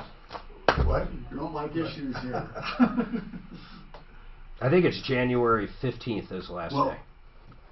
If you want it for the 1st, January 1st, some plans you have to call by the 15th. Oh, easily. Some plans already closed because it's you December start on 7th. the first. Yeah, the ones that close on the 15th start on the 1st of February. Right, but some of the December 7th are already closed. You can't get those.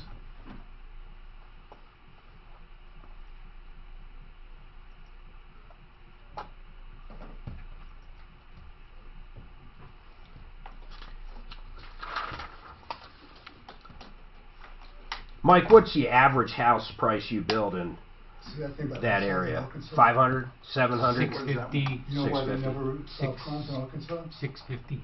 That's like, I mean, literally, that's what a Lennar house in some areas down here costs. Yeah. That's just the house, not the lot. Yeah. I mean, I have lots that I sell, but I got you. So you see that thing about unsolved Arkansas? You know why they don't solve crimes in Arkansas? Why? They all have the same DNA and they have no dental records. So I can Actually, tell that to Ed. I am going to tell that to Ed.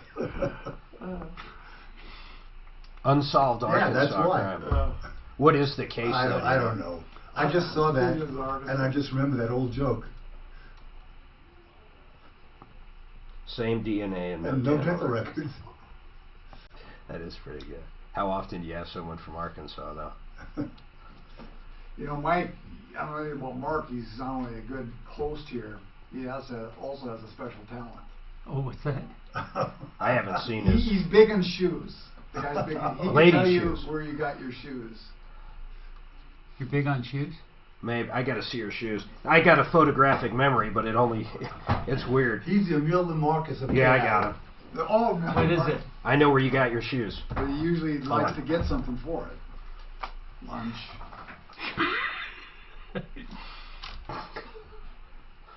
I was blessed with a photographic memory, but it's only for freaking shoes. Man, I wish in medical school I had photographic memory.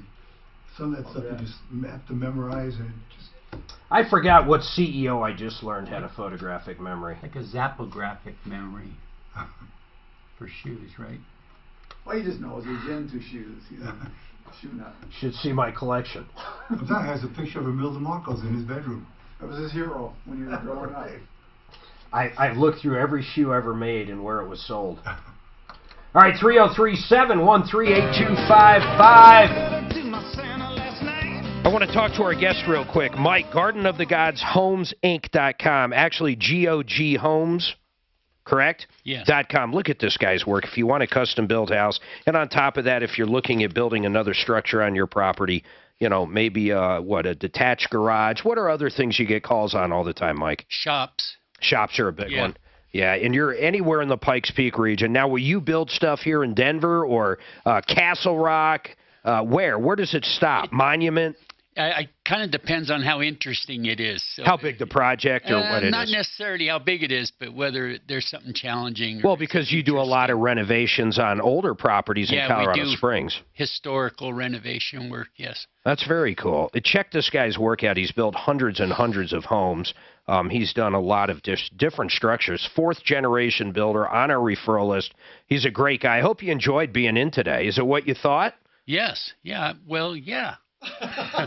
He's like, I got to be careful what I say. But, you know. He didn't realize I'd bring up stuff he says during break, like the wife that, no, it wasn't his wife. It was your girlfriend that you told to hit the bricks, basically. Yeah. And you're afraid she's listening to bring that up. Yeah, we'll leave it at that. But really, check his work out, GOGHomes.com, GOGHomes.com. Doc brought up something interesting. Now, Ugly Ed, this has nothing to do with me, but I just realized why. You're from Arkansas, right? Were you born there?